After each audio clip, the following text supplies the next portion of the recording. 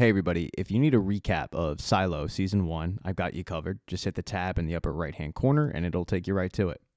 Now, Season 2 picks up right where Season 1 left off, with Juliet outside of the silo and seeing the bleak landscape with a bunch of other silos in the distance. She starts to make her way towards the closest silo to her, and she sees dead bodies strewn across the area. And that's because this silo also had an uprising, just like the silo that Juliet came from. Although this uprising was successful, the people made it out of the silo and they found out that the air was still toxic and they all quickly died a probably painful death. It's hard to tell how long ago this happened, but Juliet is looking around at all these bodies, just trying to make her way towards the entrance of this particular silo, and she does so. Even when she reaches the entrance of the silo, the dead bodies don't stop. There are skeletons going all the way down the stairwell.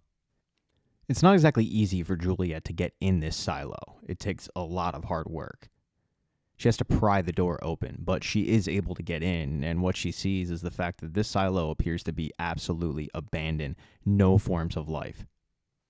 Unfortunately, while she was trying to pry her way in, some of the tape on her suit came loose, and she starts to freak out a little bit. As she runs around this silo trying to get the proper tools that would allow her to fix the suit, she's running by spray-painted walls that just say lies. And then, as she's trying to make her way down to mechanical to get the good tape, her suit runs out of air. It forces her to take off her helmet. The thing is, her helmet isn't coming off, and it forces her to actually take her entire suit off.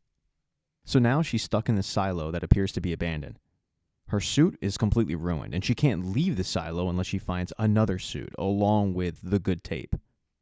With nothing else to do, she starts looking around this silo for any signs of maybe what happened, but also anything that could help her get out of it.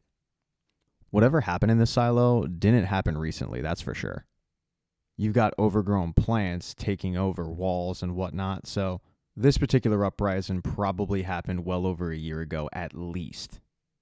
This silo, though, appears to be set up just like Juliet's silo, right down to the hidden cameras.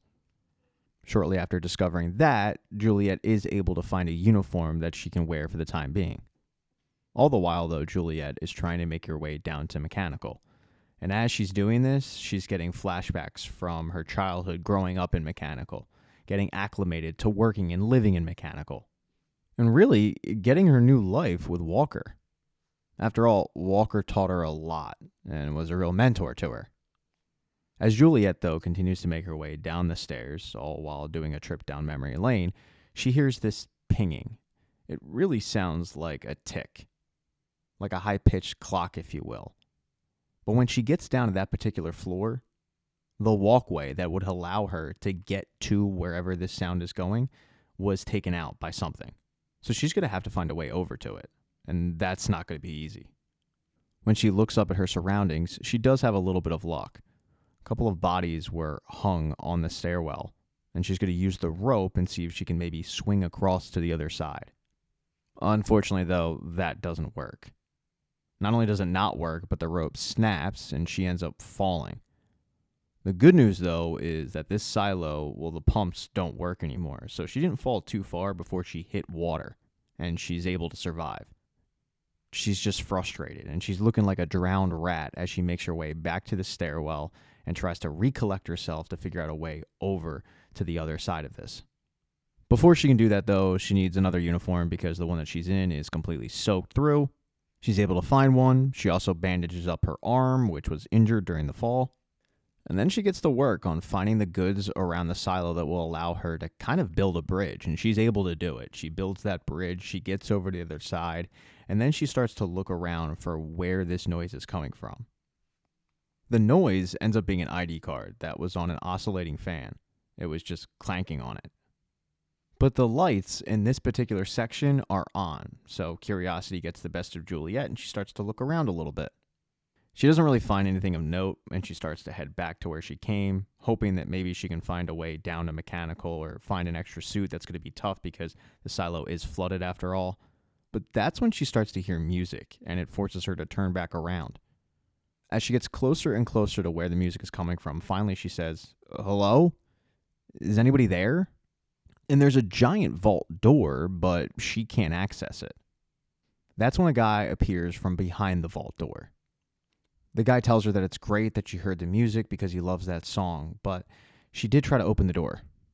And he understands it. I mean, somebody sees a closed door, curiosity gets the best of them. They're going to want to find out what's on the other side. But if she does that again, he tells her, I'm going to kill you. In episode 2, you find out what happened in the silo immediately after Juliet went over the hill. All hell broke loose. Everybody was shocked. Bernard looked at the pack to see what he should do, and it clearly states, if somebody does not clean, prepare for war. When Bernard steps out of his office, he sees that everybody's kind of in a panic. He finds Sims, and he tells them that they need to do an 8 p.m. curfew, and the sheriff deputies are now under Sims' command. Normally, Sims just kind of takes these orders, but he's freaking out a little bit, and he tells Bernard, people need to know what happened. I mean, they're talking another rebellion. And Bernard's planned for that. He's going to make a statement later that night to the entire silo to tell them what happened, because Bernard knows what happened. He knows about the heat tape. And he gives Sims 2 people from the Down Deep that Sims needs to take into custody because of this. Those 2 are Walker and Carla. Upon getting this news, Sims heads down to Billings' office and tells him that now the sheriffs are under his control. And Billings, just like everybody else, is surprised at how this is all being handled. He's also freaking out a little bit. It's a popular trend in this episode. Sims tells Billings that all of this is an act to get back to normal, but Billings says, how are we going to get back to normal? She walked over the hill. To which Sims says, we're just going to act coolly and calmly. Billings then asks if he's supposed to continue his report on Juliet's cleaning, and Sims says, yeah, of course. But Billings hasn't gotten Sims' statement, so Sims gives him one. He tells him that Bernard knew Juliet had a red level relic in her possession. He led him to the cornfield. Once he got it, Nichols said she wanted to go out. Then raiders came in to apprehend her, and she took off running. That's the statement. But it's all fishy to Billings. The fact that Bernard destroyed this relic, and the fact that Juliet said she wanted to go out, but then she took off running. He doesn't quite buy it. And when he questions Sims on all of this, Sims just kind of shrugs his shoulders and says, who knows why she did what she did. While Sims was talking to Billings, Bernard had gone to meet with Judge Meadows, who, upon finding out the news that Juliet went over the hill, she immediately poured out her drink. Looked like a mimosa. Delicious. She realized she probably needs to be clear-minded for what's about to take place. And when Bernard shows up, he wants to formulate a plan on how to handle this. He's shown up telling her that he's going to make an announcement to the silo, and he wants her behind him in a show of unity. But it's clear to Judge Meadows that he's freaked out. And he admits, I'm not freaked out about what could happen to us. I'm freaked out about what I saw, and more importantly, what she saw. I mean, she went over that hill, and she saw bodies upon bodies upon bodies. A silo that destroyed itself upon war. And if it can happen over there, it can happen here. When Judge Meadows mentions how his precious order brings up protocols, he says, not this. I mean, the founders wouldn't have imagined that this was possible, and everyone just watched it. When Meadows realizes that he's shown up to formulate a plan, she kind of laughs and says, I can't help you. And Bernard shoots back, you were my shadow. And she says, yeah, well, I was until I wasn't. Meadows gets a little despondent, and at this point, Bernard is frustrated. He shakes his head and he says, I'll never understand you. I mean, what are you not telling me? You're hiding something, and I need your help. So if you're not willing to do it for the silo or old time's sake, then what do you want? Meadows gets so frustrated, she tells him, you still don't know me, but I'll tell you what I'll settle for. She goes over to her bookcase and pulls out a copy of The Wizard of Oz and explains the plot to Bernard about how it was this all-powerful wizard, but he turned out to be a fraud. And at the end of it, he got in a hot air balloon and he flew away. That's when she looks Bernard dead in the eye and says, if you can do that for me and provide a balloon for me to fly away, then I'll help you. But if not, piss off. That's what was going on at the top, but in the Down Deep, when Juliet went over that cliff, they freaked out even more so because they actually knew her. And to them, this is proof that they can get out of the silo. Poor Hank is up there trying to restore order, but it is not working. And finally, Knox gets up on a table. He gets everybody's attention and he starts saying that they have a right to ask questions, sure, because they just saw something that they'd never seen before. I mean, after all, Juliet was one of their own. But when Shirley hears that, she screams out, then why did you turn her in? He admits that he did have to turn her in, but he had to because they knew that Juliet was in the Down Deep. And if he didn't turn her in, then they would have torn the homes apart. Shirley starts getting the crowd riled up because she wants to shut the power down in the silo, send a message to up top. But Knox says we can't do that. I mean, yeah, sure, we can shut it down once, and then they'll crush us. These two continue to go back and forth until finally Walker grabs a hose, starts spraying the crowd, and tells them, don't we have work to do? Once the crowd starts to kind of disperse, Knox goes up to Shirley and says, you are not helping. You got to chill out. This place is a tinderbox, and you're trying to be the match. But Shirley's sick of it. She's sick of the lies. She wants answers, and she just walks off. The first place that Shirley heads is to go talk to Walker, who looked like she was handling this all right, but she wasn't. She's pretty upset about what she saw, and she just wants to be left alone. As Shirley is leaving, though, Hank is showing up because he got the orders from up top that he needs to take Shirley in. And unfortunately, he needs to make it look good. That means putting her in cuffs and then dragging her to the cell. Everybody in the Down Deep sees Hank parade Walker around in cuffs until finally they end up at the cell. But at least when she gets there, she knows she's not alone because Carla is also in the cell. Hank, however, isn't going to grill either of these women too hard because he knows that this is a dog and pony show. News, though, of Walker's arrest gets around pretty quickly to those in the Down Deep. While Shirley's been advised not to do anything, she meets with a bunch of like-minded individuals in the shadows, and they discuss what exactly this could be about. And Shirley feels like it's got to be about the heat tape. She feels like they swapped out the heat tape, and that Judicial knew that the heat tape in the suit wouldn't work. All they have to do is get to Walker and find out what she knows, which is going to be a lot easier said than done. Before anybody can put any action into place, Bernard addresses the silo in his speech, and to his surprise, Judge Meadows does show up in a sign of unity. She stands right behind him. She's in a really good position to hear Bernard tell the entire silo that what happened to Juliet was a success, and she should be championed for her efforts. Bernard starts weaving this lie about how IT was working on a different kind of heat tape for the suit, and when they proposed it to Juliet, she agreed to use this new heat tape, and that's what everybody saw. A suit that allows you to be outside longer. While everybody saw her go over the hill, though, she definitely died. Her sacrifice, though, is the first step forward in leaving the silo, and to that, everybody cheers.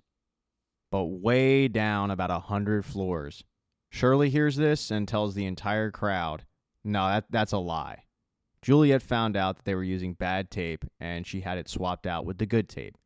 Bernard is lying. Now, keep in mind, Bernard can't hear this because he's 100 floors up. But Judicial hears it, and one of Sims' guys tries to arrest Shirley until Knox puts a stop to it. Shirley, however, isn't appreciative of Knox. She once again walks off. Knox has been doing a lot of heavy lifting, just trying to keep this situation under control. So much so that he went to a buddy and said, if anybody asks you to build weapons, please don't do it. He knows that people like Shirley are trying to start a rebellion at this point. Once the mayor's speech is done, though, Hank goes back to the cell and he releases both Walker and Carla, which is a big surprise to them. I mean, they were already planning on how they were going to handle the situation, who was going to take the blame and whatnot. They weren't expecting to go free, especially without being interrogated, but they're able to. Once she's released, Walker follows Cooper, who was instructed by Knox to follow Shirley.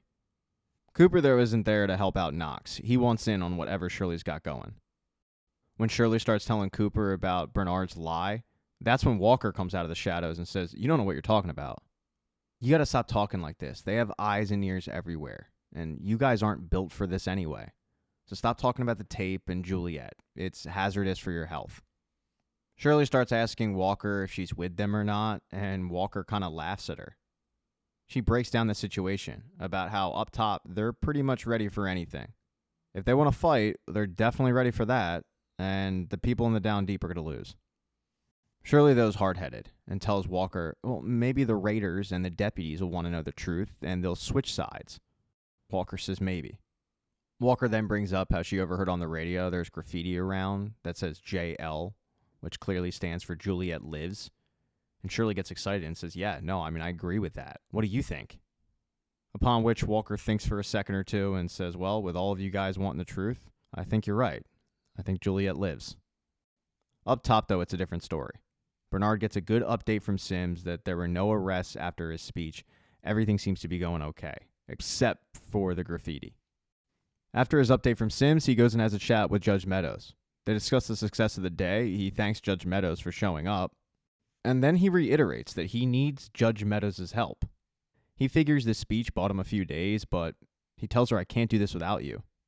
And she asks, "Because I'm the only other person that's been in that vault?" But he tells her, "It's because you're the only person that I will listen to. I tried to find another shadow. You set the bar too high." She agrees to help him, but on one condition. She wants Bernard to get some of the good tape and put it aside for her until the crisis is over. Because she wants her freedom. She wants what Juliet Nichols has. She wants to go outside. In episode 3, a boy named Teddy was arrested down in Mechanical for the graffiti, JL, Juliet Lives. This is a big deal because the kid's a teenager.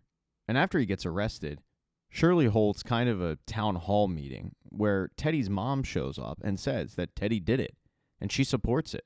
What they're worried about, though, is that Judicial is going to make Teddy an example. It's become quite obvious to them that Mechanical is getting punished for what Juliet did, and they're not going to stand for it. And Shirley is spearheading this. This was orchestrated by Bernard, who is up at the top, and he meets with Judge Meadows. He wants to discuss the order. She read the order years ago, and she doesn't remember a lot of it, but one of the things she does remember is the fact that in an event of a failed cleaning, prepare for war. Also, you're supposed to crack down on graffiti if it supports a rebellion or it glorifies the person who failed to clean. And the suggestion is to blame Mechanical for this. Rally the silo against the Down Deep and then crush that rebellion. This, however, this is a tricky situation because Juliet is from Mechanical. It's also a tricky situation because neither Judge Meadows nor Bernard have ever dealt with this. None of them have. While the order says what to do, it's unclear if it'll actually work. Bernard, though, has already taken steps to follow the order. He tells Judge Meadows that they arrested a boy down in Mechanical for the graffiti. They didn't catch him on camera because most of the cameras below 120 have been knocked out. He figures that Juliet somehow discovered that there were cameras and she told the others, so they don't have video of this. They were just tipped off. One thing's kind of bothered Judge Meadows, and it's the fact that she met Juliet twice, and Juliet didn't really seem the type that would want to go outside. Bernard says she was caught with a red-level relic. I mean, it only had a 200-year-old cleaning video that she flashed on the screen for a few seconds, but other than that, I don't know what she wanted with it. I destroyed it. Judge Meadows then confirms with Bernard that Juliet actually said the words, "I want to go outside." And Bernard says yes, that's exactly what she said. Judge Meadows then tells Bernard that they need to think outside the box with this because this is a weird situation. They can't just follow the order word for word. So she orders him to release Teddy, show some mercy. Meadows then turns to leave, but she stops at the doorway, turns back to Bernard and says, "Juliet went to Silo 17, correct?" When Bernard confirms this, Meadows asks, "Could she survive in there?" And Bernard tells her that's doubtful. I mean, that silo's been dead for a long time. Before I made you my shadow. And that was 25 years ago, so we get a timeline on how long ago that rebellion took place. This also means, though, that Judge Meadows and Bernard are well aware that there are more silos out there. Meadows goes to leave, and even though she ordered Bernard to let Teddy go, Bernard's going to do it, but he's going to do it his way. He meets with Sims, and he asks about the two people that helped Juliet, Patrick and Danny. Sims tells him that they're in seclusion, and they're waiting for the, quote, medication. The medication quite literally makes you forget. But Bernard is going to use this to his advantage. He tells Sims to go to Patrick Kennedy and convince him to start a riot in the Down Deep. And the way they're going to do that is using that medication that makes you forget. Because Patrick Kennedy has been a mess since his wife died. A medication that makes you forget would absolutely be something that somebody who's in pain would want. He'd want to forget that pain. And Sims tells him that we can make you forget way, way, way before you ever met her. All you have to do is go down there and light the match. Sims then goes to an old retired raider who's the best shot in the silo. This guy's won awards for it. And he tells the raider that he's being sent to the Down Deep. And while he's supposed to post up and be security, his real goal is to send a message using his particular set of skills. Sims then sends both Patrick and this raider, a guy named Reginald Smalls, to the Down Deep and he waits. He waits for Shirley and her group to demand justice for Teddy, and that's exactly what happens. They show up, they demand that Teddy be let go. Hank, along with Knox, are trying to calm this storm, and that's when Patrick does his part. He lights a Molotov cocktail, he throws it. This incites panic, which allows Reginald to open fire. It's unclear if he meant to do this, but Reginald does hit a target. Unfortunately, though, it's Cooper. And this is devastating to Shirley, Knox, and everybody who knew him, because they know that Cooper was just an innocent bystander who actually, in that moment, was trying to stop Patrick Kennedy from throwing the Molotov cocktail. Now, while all that is going on in the Down Deep, up top, Judge Meadows isn't quite sure that she can just take Bernard's word for it that Juliet wanted to go outside. So she ends up meeting with Paul Billings and asks him about his report on the situation. And he tells her that right now he's pretty much met with everybody, and they're all keeping the same story, that Juliet asked to go outside, but it's kind of hearsay. They're all really just going on Sims and Bernard's word. Nobody else actually heard her say it. There is one other person that Billings has to meet with, and then he's closing his investigation. Meadows encourages him with going through in that last interview, and then she seems to send him on his way, but he stops and says, "I have to tell you, I have the syndrome." Meadows nods and says, "I know. Sims let me know that they're willing to make an exception. I agree with it." She goes on to explain to Paul that she doesn't think that they should just follow the pact or the order, all because of some preconceived notions, because humans weren't made to just live in a silo. This does seem to kind of make Paul a little more comfortable, and later that day he does meet with the final person that he has to talk to about what happened with the Juliet situation. After he goes through with this interview, he's actually convinced that Juliet did not ask to go outside. And upon conclusion, he runs up to tell Judge Meadows. He tells Judge Meadows that the last raider he interviewed said that she was just focused on doing her job. And if the other raiders said that she wanted to go out, then that's what she said. That put a seed of doubt in Paul because he remembers bringing Juliet up the stairs, and she said that she didn't say she wanted to go outside. In that moment, he didn't know if he could believe her. Paul's pissed because in the pact it clearly states that if there were doubts on somebody saying they wanted to go out, then an investigation needs to go down. But there wasn't one. Meadows tells Paul that she'll take it from there, and then Paul heads back to his office where he gets a call from Hank about what happened in the Down Deep. Hank's pretty upset about all of this. So when Paul asks, "Do you need anything?" Hank says, "Yeah, we need you." Hank knows that there's unrest going on with his people, especially with Shirley. Now, with Coop getting killed, it's only going to ignite it even more. Knox also knows this, so he meets privately with Shirley and he tells her, "We can't keep doing it the way that you want. I want to know the truth as badly as anybody else, but the way you're doing this is a recipe for disaster." And a frustrated Shirley asks, "All right, well then how would you do it?" Knox asks her if she remembers when they were kids and they used to explore way in the Down Deep. I'm talking that tunnel that was hidden with all the graffiti that eventually led to that giant drill. Shirley tells him, "Yeah, I remember. Why?" He tells her he finally thinks he knows what that giant wall of names means. Back with Meadows, though, after finding out that Bernard probably lied to her, she has a pretty emotional response to it. She plays an old home movie. It's not her home movie. It's just somebody's home movie, but it's kids playing outside. It's really emotional for her. She collects herself, though, after this, when Bernard shows up to tell her exactly how he's going to orchestrate her actually going outside. She's fine. He tells her that he's going to shut down the servers for, quote, routine maintenance, which will include shutting down the cameras. He'll operate the airlock. It'll give her 5 minutes to get over the hill. And then after that, he has to reactivate the screens. But he does ask her, "Are you sure you want to do this?" And her answer to that is, "When do I get my suit?" Because she doesn't have one. Bernard tells her that they're going to have to make her one, and he starts taking the measurements. And as he's doing this, I'm just going to say there's some sexual tension going on. You get the feeling Bernard probably writes a little bit of Judge Judy fan fiction in his spare time. Meadows, though, isn't having it. She confronts him about the fact that he didn't let Teddy go when she told him to. He waited until a mini rebellion started so he could squash it. And then she confronts him on the fact that Juliet Nichols didn't actually ask to go outside. To that, Bernard doesn't even say anything. He just grabs the measurements and then he leaves. One person in the silo that we haven't talked about is Juliet's dad, who's been handling the whole situation really well. Since the events, he's been going to these gardens and kind of just sitting there with his thoughts. But one night he goes there and there's another woman there. And she explains that she's there because her and her husband are once again up for the lottery. And she's really excited about it. She really wants to be a mom.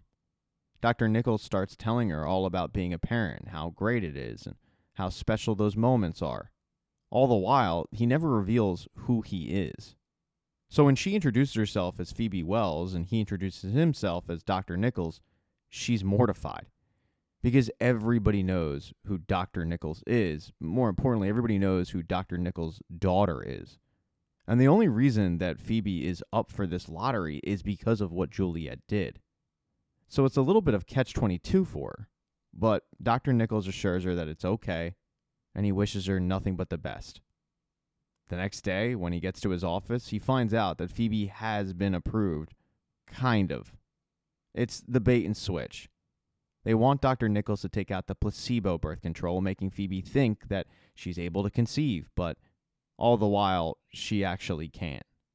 This pisses off Dr. Nichols. So when Phoebe and her husband come in to get the birth control removed, Dr. Nichols takes out the placebo, but then he takes out the actual birth control as well. And then finally, over with Juliet in the other silo, Silo 17, she starts to slowly get this mystery man to warm up to her. He tells her that his name is Solo, because he's solo.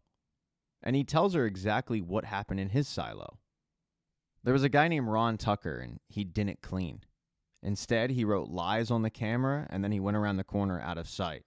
And this made people think that it was safe to go outside. This spurned what Juliet saw, because all the people never saw him die. This terrifies Juliet. She suddenly realizes that what happened in this silo could easily happen in her silo, and she could be to blame for it because they didn't see her die. So she needs to get back ASAP. She starts looking all over Silo 17 for a suit, but she's unable to find one. When she returns back to Solo, he had left the vault. He actually left her some food, but then he went back in. Juliet, who is famished, is just happy to get the food, and they start making small talk again, and she explains why she decided not to clean, how she found out it was all bullshit. What tipped her off was the birds in the video. When she got outside, she saw birds moving exactly the same way she did on a computer screen in the silo, and that's when she realized this isn't real. She then asks him, though, why are you alive? And he tells her, if I wasn't alive, who would guard the vault? She says, no, how long have you been in there? And he once again doesn't answer. He just tells her that he does his job and he keeps the door shut. But Juliet points out that people have clearly tried to get in, and there are bodies in the hallway that clearly aren't as old as the others. So what happened? But Solo doesn't answer. Juliet realizes she might have pushed him a little too far, so she starts thanking him for the food. And he says, I didn't do it to be nice. I did it because if you ate the food, I'd know that you were real and I wasn't imagining you. Juliet decides to leave Solo alone and go catch a nap, but she's woken up a few hours later to loud music. When she goes back to Solo's vault, he's excited because he has a great idea. Use a firefighter suit. Initially, Juliet doesn't believe that a firefighter suit will work, but Solo reminds her that the suit that she actually used to get to the silo that she's in wasn't designed to be outside either. There's only one problem, though. Getting to the floor that have the firefighter suits is going to require Juliet to go underwater. This is doable, though. She just needs to create a device that will pump air down below. But she's going to need Solo's help to do that, which means convincing him to come out of the vault. Solo, though, is totally against leaving the vault. And Juliet understands, but she's also frustrated because she needs this guy's help. And she pleads with him that if he helps her, they might be able to stop what happened in his silo from happening in hers. Still, though, he tells her, I can't leave. Juliet knows this guy's been through some stuff. There's graffiti carved into the wall that says we will get in sooner or later, so him being hesitant to trust Juliet is understandable. And she tells him, all right, well, thanks for the food. I'll catch you around. That changes everything. The fact that she's not adamant about getting into the vault and she's willing to just let him be, it all changes Solo's mindset, and he decides to actually come out of the vault. He's still extremely skittish, though, when Juliet recognizes this, but it's a step in the right direction. In episode 4, Solo quickly warms up to Juliet. The fact that this is the first person he's actually been able to have a conversation with in 25 years is really refreshing. The problem is he's about as annoying as my 5-year-old. It's just constant chatter. Everything he sees he needs to point out. He's changing topics left and right, and all Juliet cares about is finding a way to make this breathing apparatus work. And she realizes that Solo is going to be super, super talkative. So she is really good about dealing with it, but she also wants to focus. Anytime, though, she does bring up what happened to him in the rebellion, his whole mood changes. He goes from this happy guy to not wanting to talk about anything and shutting down. The two head to a classroom not too far away that has a blackboard that will allow Juliet to work out problems. It's there, though, that Solo works out the biggest problem, how she's going to breathe underwater. Because he sees an organ and he starts playing it, but what he points out is the pedals could actually help her breathe underwater if used properly. This is big. It's going to allow Juliet to breathe underwater, but it's going to require Solo to keep pumping. If he doesn't, she's going to drown. So Juliet is putting all of her faith into this guy. Not as if, though, she has much of a choice.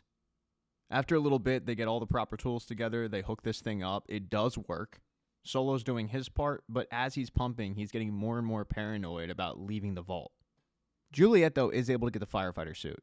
It comes at a cost, though. I mean, she almost drowns and she bangs up her hand pretty good, but she gets it.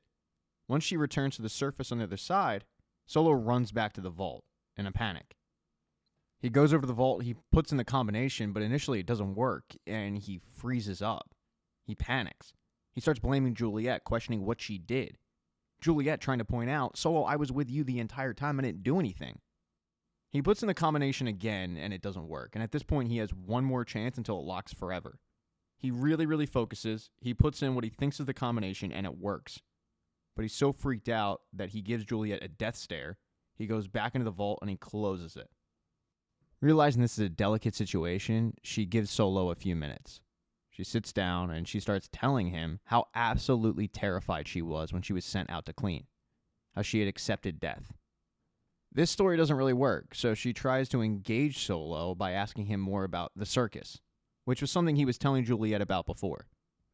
With all that time in the silo by himself, Solo read up a lot, so he's very, very knowledgeable about what life was like before living in a silo. Still, though, Solo doesn't say anything, and at this point, Juliet gets up because she's kind of given up hope. But as she's walking away, Solo unlocks the latch. He comes out and he starts telling her about all the animals in the circus. Back over with Juliet's silo, deep, deep, deep down, Knox is showing Shirley what he was talking about. All those names on the walls. What he thinks it is are people from Mechanical who were blamed for past rebellions. And there are so many names on here that it indicates rebellions are basically a once-in-a-generation thing. But every time, Mechanical gets blamed. There's also indications that these rebellions weren't actually Mechanical's fault, they were literally just blamed for them. And the reason he thinks this is the case is because Mechanical are the folks that can shut the silo down. He's prepared to do that if they don't get what they want. And sure, they want revenge for everything that happened, but more than anything, they just want the truth. So what he wants to do is head up with a very, very small contingent. Shirley, Knox, a few others, and they go up and they meet with the judge. Maybe they'll be able to get answers from her. They want to make it very clear that this meeting is going to be peaceful. They don't want to make waves, which is the reason why they're going with a small contingent. They send word to Judge Meadows for this meeting, and she agrees. But it's not the only meeting she agrees to. She also agrees to have a meeting with Lucas about reducing his sentence.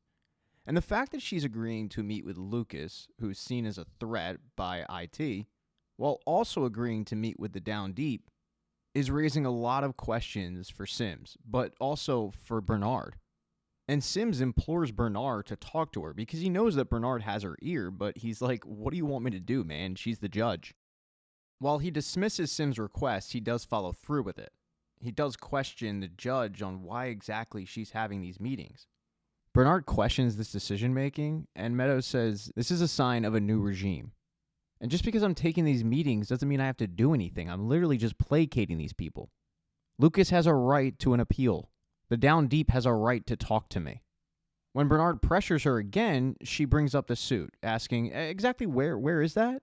And clearly Bernard doesn't have it, so Meadows sends him packing, saying, you can come back when you have my suit. The first meeting she's going to have is with Lucas. And her attitude right off the bat kind of tells Lucas that this is a waste of time. So he asks, why exactly did you even bother granting this? She tells him that she did it because she wants to know about the lights in the night sky. She wants to know what he thinks they are. He tells her that because they move, he feels like we live on a sphere that moves around. It's the same with the sun. It doesn't move. The ball moves. This is very, very accurate, but not quite the answer. And Meadows, knowing the answer, fills in the spaces. She explains that the lights in the sky are stars, they're bits of fire from millions of years ago, and the sun is just a giant culmination of them. When he starts asking more questions, though, she calls in the agents, putting an end to the meeting and reducing his sentence by 5 years in the mines. This entire meeting is very, very confusing to Lucas. But after he's taken out by security, she overhears a commotion coming from outside her window. It's a few people who are clamoring to have her impeached. Yeah, Meadows didn't see that coming.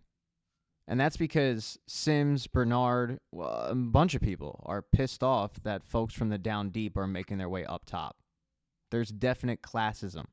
And quite frankly, they don't want Mechanical's kind coming up top. The group from Mechanical, by the way, is going to be made up of Knox, Shirley, Walker, and Carol. This is a pretty long journey. It's going to require multiple stops. And at one stop, Knox and Shirley start talking about what happens if they get the request that they want, which is to go outside and volunteer. After all, you've got Bernard talking about advancements in suits. And Shirley is all about it. She would absolutely volunteer to go outside. Knox is right there with her. And he wants to see the distance, but he also wants to see Juliet. Because not knowing exactly what happened to her is killing him. They continue, though, to make their way up top with a little bit of a police escort because they're completely unaware of how many people are anti this meeting. As they're making their way up top, Billings has made his way down. He meets with Hank to go over exactly what happened with this murder, the firebombing, all of it. Hank explains that Cooper ran in and tried to stop the guy with the firebomb. And the reason why he's being referred to as the guy is because they don't know it's Patrick. They head to the coroner's office to inspect Cooper's body, but they're met with a surprise. Not only is Coop's body not there, but the mystery man, the guy who threw the firebomb, his body's gone too. The coroner tells Hank that when she arrived in the morning, there was only one body, and that was Coop's. Judicial showed up, they demanded a body, and they took it. So now you've got 2 bodies missing. Billings starts to ask her, can you describe the guy who threw the bomb? And she starts to do it, and that rings a bell with Billings. He thinks he has an idea of who he is. He radios a couple coworkers, and is able to confirm that Patrick Kennedy was probably the guy. They tell him that he was gagged and bagged by Judicial. Billings asks Hank, are you sure that the guy who threw the bomb was actually dead? And Hank tells him that a doctor didn't say he was, but the guy was shot. But then he really thinks about it, and he realizes the guy was shot in the shoulder. So it's very possible that he did survive. Now, as for his boss up top, Judge Meadows, she's livid about this impeachment talk, and she goes to discuss it with Bernard because she thinks that he's the one who did it. In reality, all of this was drummed up by Sims. It was his idea. But she doesn't know that. Bernard tells her that it wasn't him, but that there are a lot of people who were mad that she's meeting with people from Mechanical. And she explains that if everybody just saw exactly what these people were requesting, they probably wouldn't be that mad about the meeting. All Mechanical wants is to improve the suits, go out and explore for a little bit. And Bernard loses it because that is completely against the pact. But Meadows tells him, I wasn't going to grant it. I was going to tell them that we were going to get a committee to talk about advancements, placate these people. That's it. And the fact that she wasn't actually going to go through with it is a relief to Bernard. He then asks her if she wants to come over later that night for dinner because he has her suit ready and she can try it on. And that's all she cares about. So she says, yeah, I'll be there. Later that night, she shows up. Bernard has prepared the meal. They eat, but once she's done, she says, "Great, I'd like to try on my suit now." The bad news is she's never trying on her suit because Bernard poisoned the meal. And you can tell from his face that he feels really, really bad about this, but he also feels like he had no choice. She is stunned. She only has a few minutes. She asks why. And he tells her, "I must follow the order. Your death is going to unite the silo." Realizing she doesn't have a lot of time, she frantically asks Bernard what happened to the hard drive that Juliet Nichols had. And Bernard tells her, "I destroyed it. But if there's something on there that I need to know about, you need to tell me now." And she tells him, "Even if you did know, there's nothing you can do about it. All I can say is it had something to do with Salvador Quinn. 140 years ago when he was the head of IT during the rebellion. He wrote a letter, it was encrypted and covered in code." Bernard, knowing full well that Meadows had deciphered it, starts begging her to tell him what that letter said, but she won't. Instead, she starts rehashing their relationship.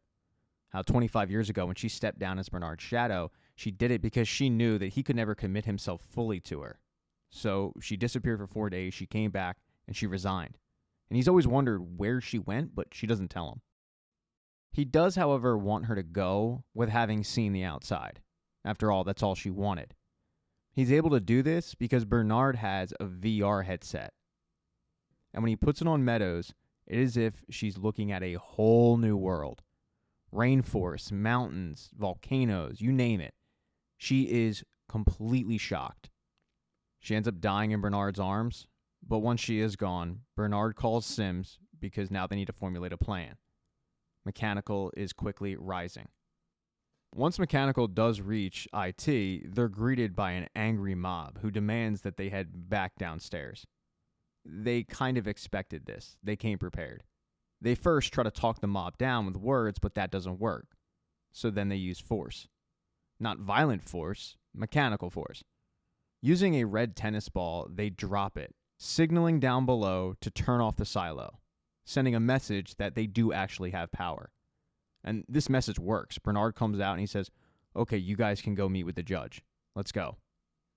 He's not letting everybody in, though. He's only letting Knox and Shirley in. But once they get in the room, they see that Sims is sitting there along with Judge Meadows. But Judge Meadows is sitting in her chair dead with a knife plunged in her heart, and it's clear that they just walked into a setup.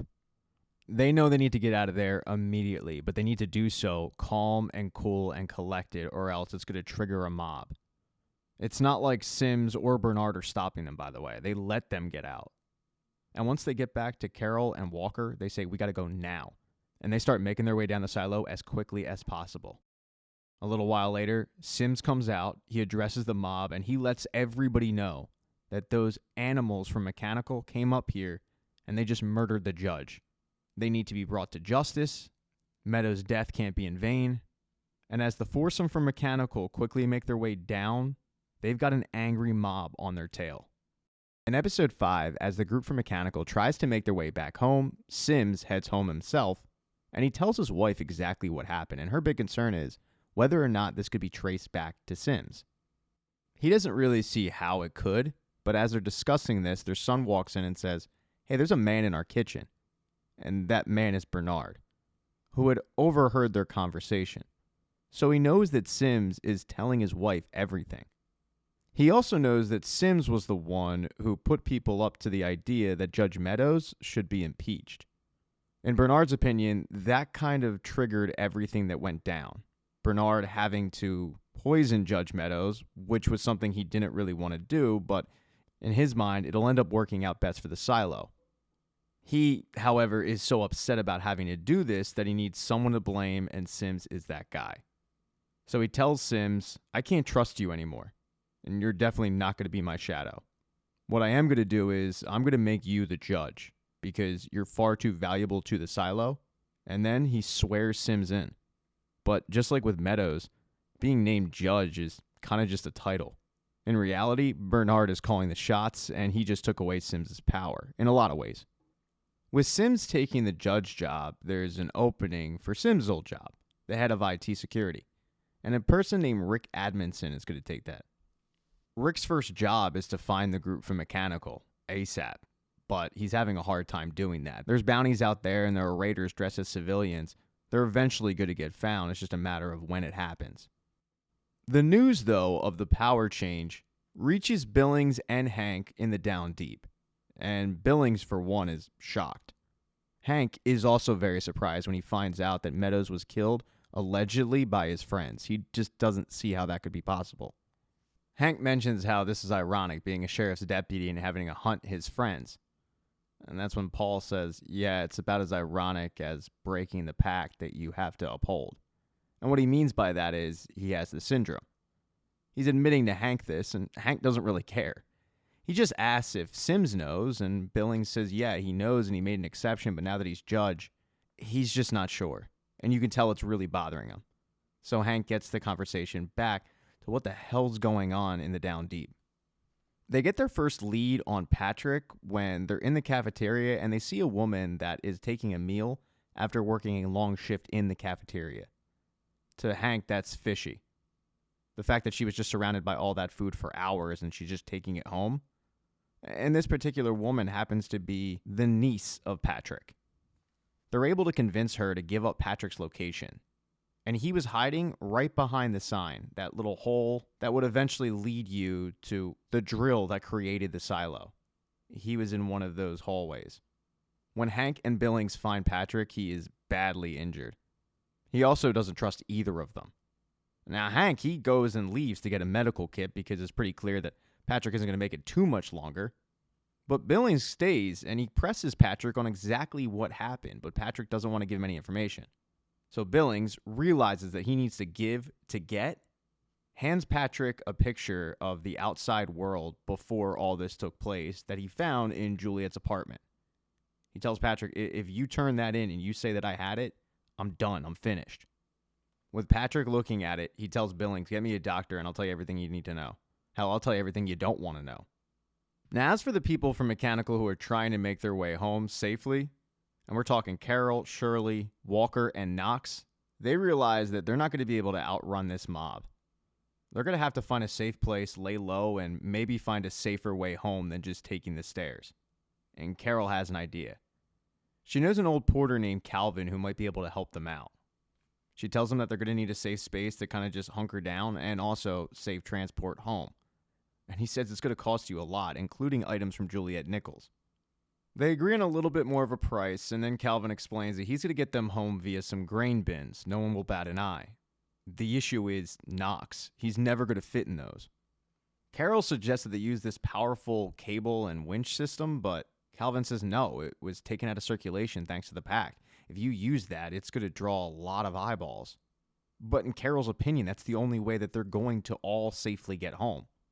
As she's trying to convince Calvin to give her the winch, Knox runs in and says, we got to get out of here, raiders are coming. Almondson's men have been able to locate them. It wasn't without help, though. Calvin turned them in because there's a big bounty on them. Carol realizes she's kind of holding the group back because she's just injured and she's old and she doesn't want to do it anymore. She also knows that Walker, having stayed inside for 20 years, that's going to benefit her. Nobody knows what she looks like. Carol decides to stay back and let the group get a head start.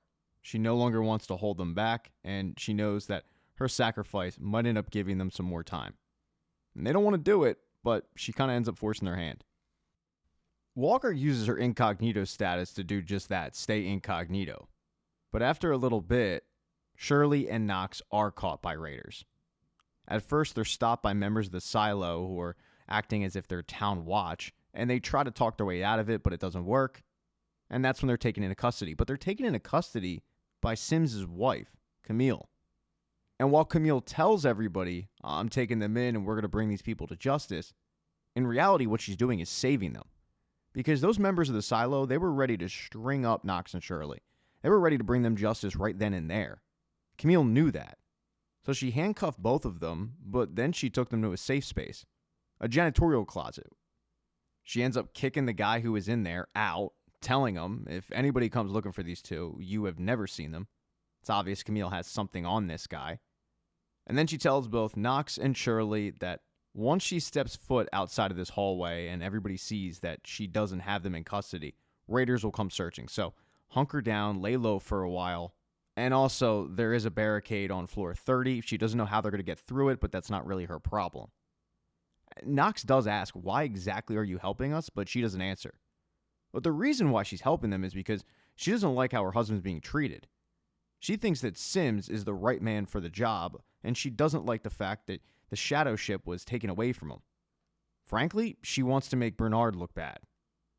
And the longer that Shirley and Knox continue to go without being caught, it does just that. It makes him look bad. It also makes Amundsen look bad. While Camille was stashing the fugitives, Bernard was being mayor many floors up. One of the people that day he wanted to meet with was Juliet's father, Dr. Nichols. When he called for Dr. Nichols was tending to injured members from the mob when word got out that the judge was murdered. In order to butter him up a little bit, Bernard offers him some items from Juliet's apartment that would have just been destroyed, and then turns the conversation to him helping the wounded and how that gives him hope that Dr. Nichols might be a big part of restoring order to the silo. Dr. Nichols says, what if I say no? I just want to be clear. Am I going to be punished for saying no? Because there's nothing you can take from me that hasn't already been taken. I've lost my wife, my son, and now my daughter. Let me make it clear. I wasn't tending to the wounded because of necessity to the silo. I was doing so because I was trying to reclaim some sense of professionalism. I want to practice medicine without lies and harm. All those birth controls that are supposed to be taken out but are actually left in because they're, quote, code orange. I'm the one who has to see those couples with faces of hope, and I know that that hope is unfounded. My profession is a sham. For whatever reason, my daughter is dead, and you can't control what she means to people, and you can't control what she means to me. Then he picks up the items, and he leaves. Now, the second person that the mayor wants to meet with is Lucas. Lucas has spent one day in the mines, and he doesn't look like he's built for it. Bernard gets real with him. He explains that his sentence was reduced to 5 years, but the average lifespan in the mine is 5 years. So in reality, Judge Meadows reducing the sentence was nothing more than giving him false hope. But he has a way of staying out of the mines. He knows how smart Lucas is. And what he wants is for Lucas to put together that red level relic that Juliet had. Even though he said he destroyed it, and he did smash it, he knows that you can put it back together. And somebody as smart as Lucas is the right man for that job. He gives Lucas a little while to finish the job, and then when he comes back, Lucas has been able to get through some of the files. He shows Bernard the blueprints of the silo and that tunnel that nobody knows what it leads to. Bernard tells him he's doing good, keep it up, he'll be able to stay out of the mines, and then he heads out to leave, but Lucas says, wait, there was one more file. It was a scan of a letter that Salvador Quinn wrote his wife. Bernard's eyes get wide, and he asks, what did it say? Lucas explains that it was a love letter, but then it got kind of weird. It was as if it was in code. He asks Lucas to keep deciphering it, and then he leaves, and he gets an update from Amundsen on the suspects. Amundsen tells him that an ex-raider stashed the group on one of the floors because she was concerned that they were going to get strung up, but now they're gone. And when Bernard asks, wait, why would an ex-raider do that? Who was this?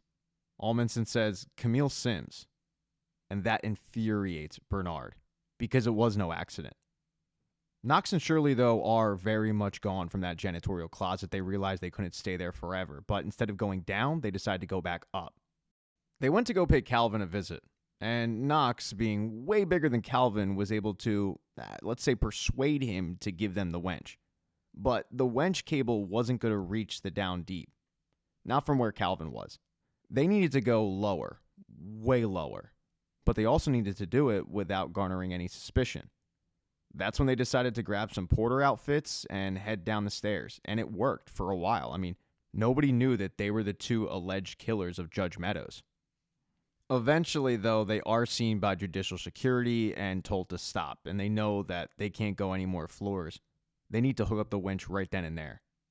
Having no idea if the cable would be long enough, Shirley and Knox use their only way out, hooking themselves up and hoping for the best. They fly down the silo until they come to a screeching halt because the wire wasn't long enough. And as they dangle there, they're saved by other members of the Down Deep, who grab them just in the nick of time and pull them to safety. But Bernard, who is watching all of this from judicial security, is pissed that the two got away. Immediately, he radios Billings because he knows Billings is down there, and he says, hey, the two fugitives are in your area. I know as a loyal member of the silo, I can count on you to bring them in. And Paul doesn't say that. He says, you can faithfully count on me to always serve the silo and the pact. Because at this point, Paul Billings knows something is not right with what Bernard was preaching.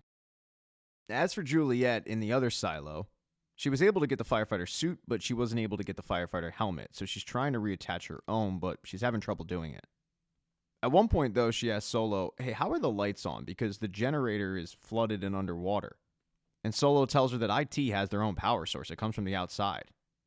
That's a pretty big surprise to Juliet. She had no idea that that was a thing. But Solo turns the conversation back to the flooded generator and how water continues to rise.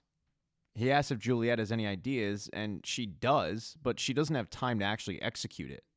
And Solo really wants her to. He wants her to drop what she's currently doing, i.e. trying to find a helmet and get back home, and help stop the flooding. But she tells him, I can't do that. I gotta get back home. And Solo is freaking out a little bit. He's probably only got like 10 months until it reaches his level. It's only a matter of time before he and the entire silo are flooded completely. But Juliet is steadfast. She's not helping. She's trying to find a helmet and get back. Juliet walks out and searches for this helmet. Solo follows her, and she says, Solo's not your real name, is it? And he says, no, my real name's Cole Miners. As Solo continues to just blabber on, Juliet is starting to not feel well. She's kind of keeled over. She's lethargic. So Solo rushes off to try to find her food, thinking that that might help. Juliet, though, is favoring her arm, but she fights through it. She starts looking through rooms, trying to find the missing helmet, and she finds a notice that the missing helmet was actually taken. Before the rebellion, IT asked for it back. She then is able to find the employee directory of IT, which will give her a lead on where this helmet might be. The first apartment she goes to, she doesn't find the helmet, but she finds something way more interesting. The woman's name was Trina Samuels, aka Tiny. And there's a picture of Tiny along with a guy named Solo, and it is not her Solo. When Solo eventually catches back up to Juliet with food, he asks her, hey, what were you up to? And she tells him, I was looking for the helmet, but I found this interesting thing. I went to a Trina Samuels apartment. She was Solo's girlfriend. And Solo tries to play it off like, oh yeah, no, I haven't thought about her in a while. But Juliet calls him on the lie because he looks nothing like the picture. She grabs another piece of paper and says Cole Myers was the IT shadow. And when she picks the picture back up, Solo cuts her off and loses it, just screaming at her, I am the IT shadow. He gets in her face, he's screaming, he looks violent, and Juliet backs off. Juliet, who is terrified of what this guy might be capable of, just says, oh, okay, you're Solo. She then makes up an excuse on her not feeling well just to get out of the room and flee. She keeps on her hunt for this helmet, and you find out what's bothering Juliet. Her arm is badly infected, and her condition is worsening by the second. Being a tough girl from mechanical, though, she just tries to fight through it, but she's laboring. The good news is she is able to locate the helmet. The bad news is shortly after she does, she collapses on the floor. In episode 6, Juliet wakes up and she's alive. Solo found her. He gave her some antibiotics, he nursed her back to health, but in the process he did do something. And that something was hide her suit. He tells her that he's not giving the suit back until she helps him with the pump. As soon as she fixes the pump, she can have the suit, she can have the helmet, and she can go back to her own silo. But without that fixed pump, there is no suit. Now, back at Juliet's silo, it's complete chaos. Not only are members of the silo very angry about the barricade that has been put up and is still up, even though Knox and Shirley clearly made it past it, no, there's even chaos going down in the Down Deep. There's infighting going on with Mechanical. Because what Bernard did was shut off the food supply. So no food is arriving in Mechanical until Shirley and Knox are turned in. And one of the issues that Knox and Shirley have is the fact that Paul is down there, and he's certainly searching for him as well. Knox and Shirley are planning on making a speech to everybody in the Down Deep, but before they do that, Knox needs to go visit his buddy. It's the same guy that he told, hey, if anybody comes here asking for weapons, don't make them. The guy did heed the order, but it didn't stop him from making weapons. He's just been stashing them. And Knox, knowing that this would be the case, is going to take full advantage of it. After getting a good look at all the weapons that the Down Deep has now to work with, Shirley and Knox go to handle this crowd that is freaking out because they have no food, and they don't really know what to do. Shirley and Knox go to address the crowd that is freaking out a little bit because they don't know what to do. I mean, the food supply is cut off, they're angry, they're stressed out, and a lot of them are screaming for Shirley and Knox just to turn themselves in. But Knox and Shirley aren't about to do that. They tell the crowd that they did not, in fact, kill the judge. They were set up. But some members of the crowd don't care. They still want Shirley and Knox to turn themselves in just to get the food supply restarted. And that's when Walker stands up and tells the crowd, this is not who we are. We are mechanical. We help each other out. We find a way. And we will do that now. We're not turning on our own. But what really settles the crowd down is when Teddy wheels in a bunch of food that was sent to them from friends up top. They were throwing bags of food down in the trash bin that was arriving in Mechanical, and now they have a supply. News, however, about the food drops do reach Bernard, and he's not surprised about it. He actually banked on this. He's not concerned at all. In fact, he tells Edmondson, this actually speeds up our timeline. Put raiders at every single trash chute, and they'll run out of food soon enough. And this is also something that Shirley and Knox know, that it's only a matter of time before they do, in fact, run out of food, or Bernard finds a way to stop them, so they have to do something about it. They need to use those weapons and use the force that they have and back the barricade up. While they're formulating a plan, Walker is in her office, as usual, where all she can think about is Carla, because she's in love with Carla, and the fact that she doesn't know what happened to Carla is bothering her. Then she gets a knock at the door, and it's Hank and Billings. Now, even though that Bernard wants Billings to just bring Knox and Shirley in, he's a member of the law. He's going to go about this the correct way. He also, by the way, has Hank, who doesn't believe that Knox or Shirley were capable of such a thing. So while Billings is looking for Knox and Shirley, he's really doing so to get their side of the story.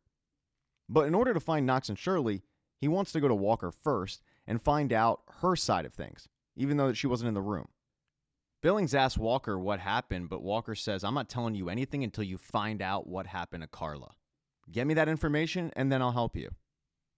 This is now the second issue that Billings and Hank have. The first one being Patrick. Patrick was still dealing with a gunshot wound when they found him, and he wanted a doctor. And the doctor they gave him wasn't good enough because he was a shadow. So Billings ended up emailing his wife and saying, hey, can you find the doctor? Which she was able to do. Dr. Nichols is able to make his way past the barricade, and he arrives in Mechanical to get that bullet out and heal Patrick back up. After the procedure is completed, though, Patrick doesn't want to give any information. So Billings kicks everybody out of the room, and it's the first time you really see Billings get tough with anybody. He tells Patrick that if he doesn't answer the questions, then he's going to call Judge Sims, because he's a judge now, which is something that Patrick was completely unaware of. This is the thing that causes Patrick to cave and tell Billings what he wants to know. He reminds Billings of the time that when Nichols was on the run and all the computers went dark. Billings thought it was a system reboot, but Patrick says no, it wasn't a system reboot. It went dark because Nichols had my friend Danny put something on every single computer in the silo. Patrick starts to guess that they probably rounded up everybody who saw it, gagged and bagged so that they couldn't tell anybody. Billings is pretty confused about all of this, and Patrick says it was only up for about 10 seconds, but it was a lot like the page you showed me. The only difference, it was 1,000,000 times more beautiful. I can't even describe it. Billings is surprised about this, but what he can't figure out is where Sims comes into all of this. And Patrick tells him that shortly after Nichols got sent out, Sims showed up and he wanted to make a deal. He put on some dirty clothes, he looked incognito, he threw a firebomb, and in return, he would get some drugs that would make him forget. But considering the fact he got shot, he knows that Sims never intended on actually holding up that part of the bargain. So Billings has that to deal with, along with the fact that he needs to find out what happened with Carla, and he needs to find out where Shirley and Knox are. And Shirley and Knox have formulated a great plan. They're going to take all those weapons and a ton of people, and they're going to storm the barricade. They're going to force the raiders back. But while they're doing that, they're distracting all of Judicial and the raiders. And that's going to allow Teddy to literally cut his way with a saw through the silo, cutting his way up. What Teddy doesn't know, though, is that he was seen by somebody with that saw. And the fact that he had it raised a giant red flag with the aunt of a guy named Diego who works in Judicial. He's one of the guys that monitors the cameras. Diego's aunt emails him about this saw and the fact that it's really shady. But when he goes to tell Amundsen is just worried about the fact that you've got Mechanical ready to storm their barricade. So he doesn't want to hear it. And Diego knows he needs to tell somebody, so the person he tells is Sims. He tells Sims all about the group that's heading up with the weapons, but he also tells him about the second group that is using a saw. The kind of saw that would cut through concrete. Immediately, Sims goes to tell Bernard, but when he arrives in Bernard's office, he is shocked because he doesn't find Bernard, he finds Lucas Kyle, who is still doing Bernard's bidding, trying to decode Quinn's cryptic message. Sims angrily asks him where the hell is Bernard, but Lucas doesn't know. So the next person Sims goes to is his wife, who actually had a run-in earlier with Bernard. He had asked her why exactly she arrested the people and then let him go. And while she had a very plausible answer for all of this, you could tell Bernard really didn't buy it. At this point, though, Sims has come to his wife because he needs advice on what to do. And her advice is, let it happen. Bernard and Amundsen made this bed, they need to lie in it. But Sims reminds her, this could endanger a bunch of people, including our son. Sims knows that he can't do anything, because at this point he's a judge, his power's been taken away from him, but Sims says, you can, you're a raider. And after thinking about it, Camille agrees that she's going to end up telling Amundsen and the rest of the raiders what's going on. She puts on her tactical gear and she arrives down at the barricade right before Mechanical is ready to rip that barricade down. She tells Amundsen there's about to be a secret attack. They're coming up through the floor. A few seconds later, though, that barricade comes down. A bunch of people from Mechanical, including Shirley and Knox, rush up with weapons, and they're stopped at floor 120. There's a standoff with the raiders and with Mechanical. Knox tells Amundsen, you might kill 10 of us, but we'll kill all of you. So how about we make this level the new boundary? And Amundsen has no choice but to give in. There's one issue, though. By backing up the barrier, it gives Mechanical a farm, which gives them a food supply, which completely negates what Bernard was actually trying to accomplish here, by starving Mechanical out. And when he finds out what Amundsen did, he rips into him. One person, though, that wasn't a part of this battle at all was Walker, who gets a knock at their door after all the commotion went down, and it's Billings. He tells Walker that he looked into what happened with Carla. Usually the process is pretty simple. Usually criminals get checked into the sheriff's department for processing, and Hank checked. There was no processing for Carla. That only really leaves one thing. Sometimes when raiders have a high-risk suspect, they're taken into seclusion, which Walker right away says they can't do that. Carla has health issues. She starts begging Paul to do something. He is the sheriff, and he tells her, I might be able to do something, but first I have to clear her name. So please tell me what happened with Judge Meadows. Walker gives her side, and then she tells Paul where he can likely find Knox and Shirley, who are celebrating their victory in Mechanical, but also they start making out. It's hot, and the makeout session is interrupted by Paul. At first they think, okay, this is it, he's coming to arrest us, but he tells them that he just got back from talking to Walker, and according to her, she was told that Knox and Shirley were framed. He asks both of them, would you testify to this? And they say, absolutely, we were framed by Bernard and Sims.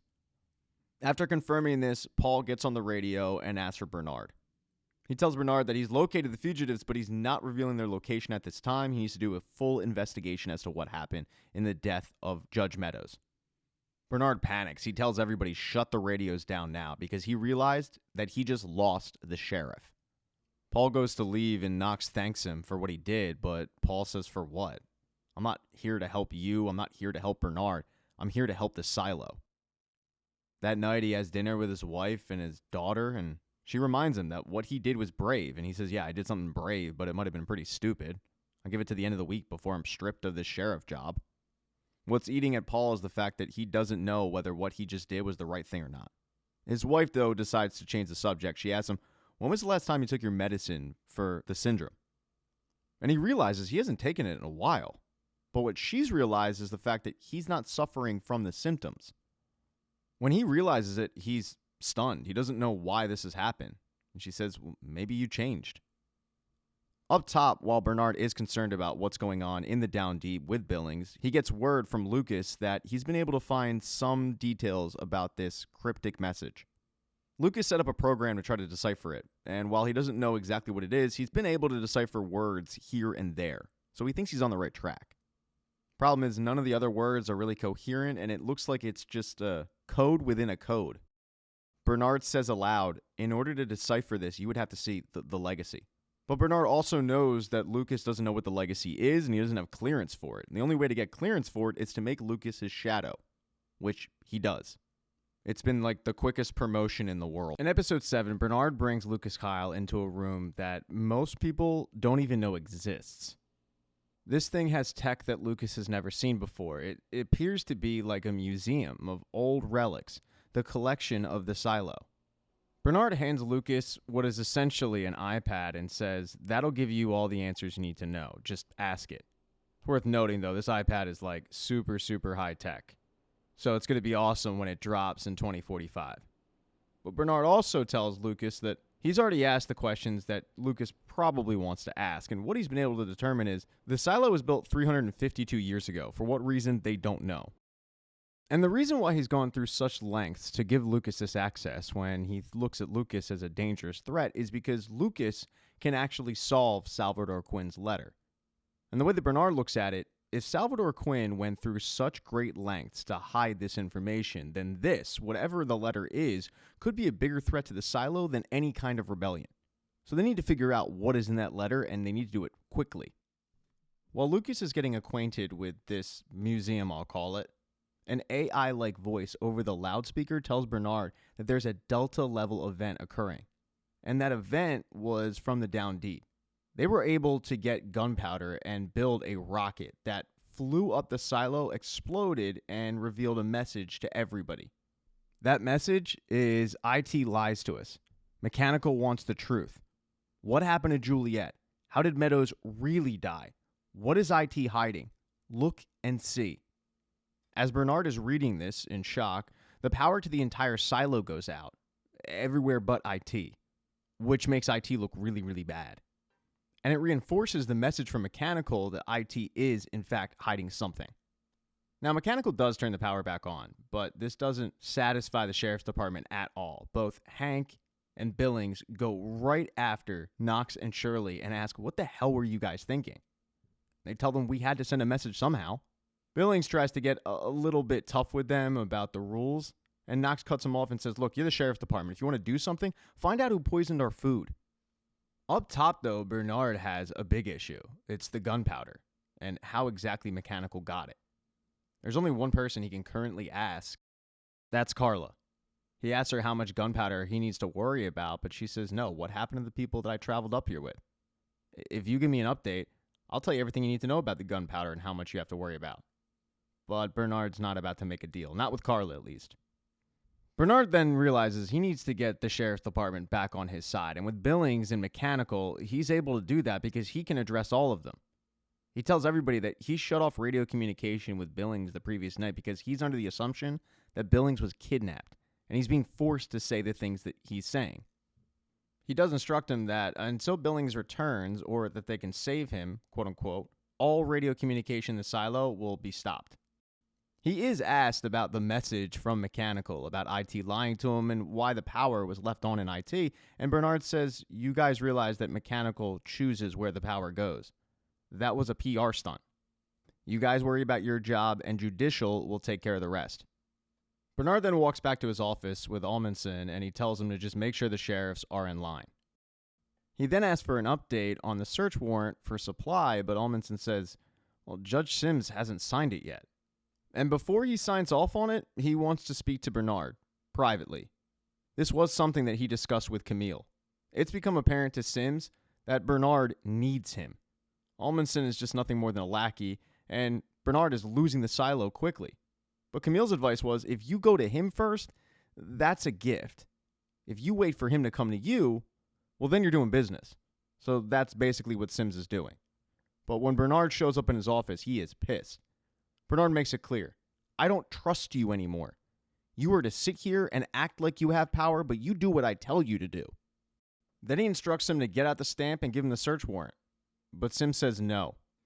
Sims feels betrayed because he gave Bernard a decade of his life with the understanding that he would eventually become his shadow.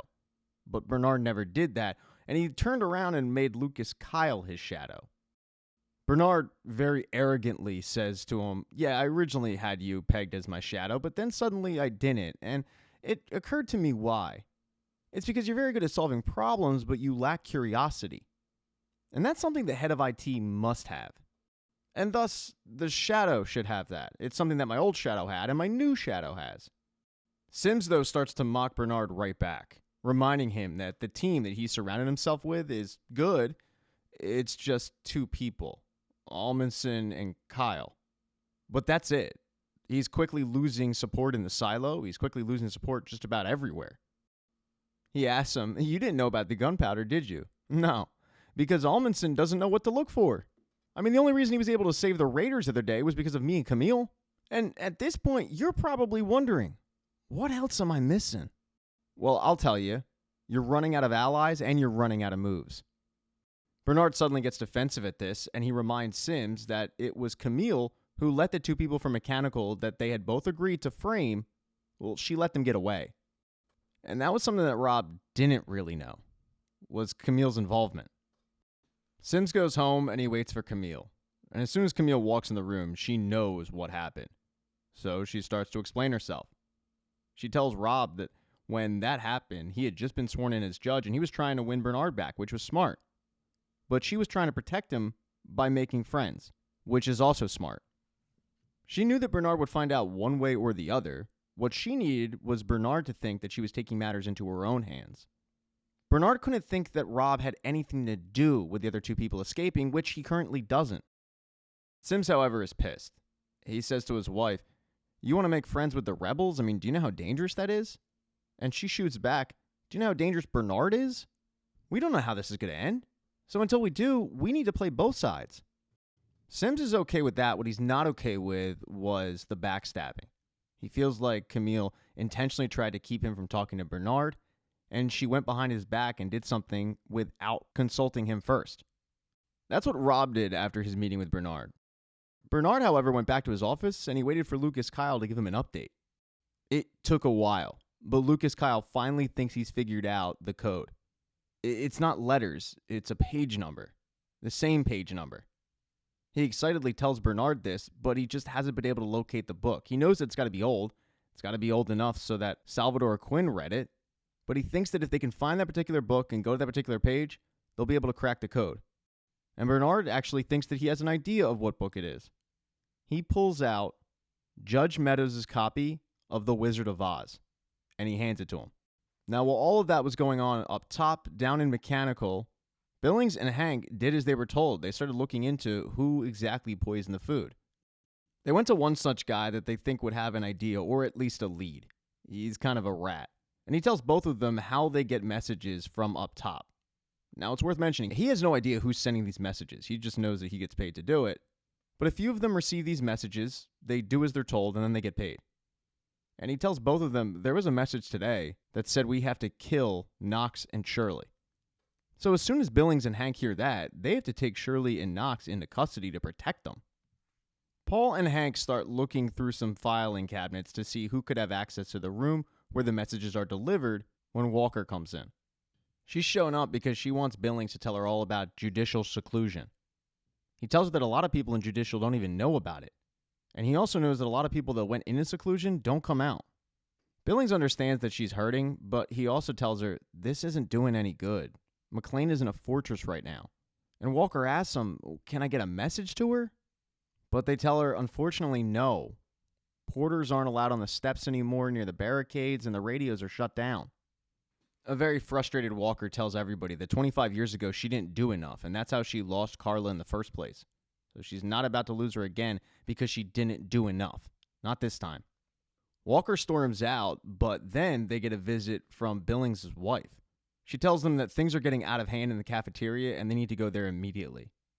And Knox and Shirley tell him, look, with all due respect, they're not going to listen to you. You need to bring us. They'll listen to us. And sure enough, when they get in the cafeteria, there's an all-out riot because they're accusing one of the workers of poisoning the food, but she's adamant, I didn't do it. In fact, I'm the one who told the sheriff's department about the poisoned food. Knox is able to calm the crowd down, but he also is able to figure out who did poison the food. Yes, Even though Maeve, the worker in the cafeteria, did alert the sheriff's department to the poisoned food, she's also the one who did it. But she was forced to. She's got family above the blockade with a lot of medical issues. And the people up top threatened her family, saying that they wouldn't get the medical treatment that they needed in order to survive, unless she poisoned the food. So she did what she was told, but she also alerted the sheriff's department because she didn't want anyone to die. And she feels really bad about it, but she also feels like she had no choice. She pleads for them not to kill her, and Knox says, "We're not going to kill you. We'll give you some crap for a while, and you'll have to do the job that nobody wants to do, but no, Maeve, we're not going to kill you."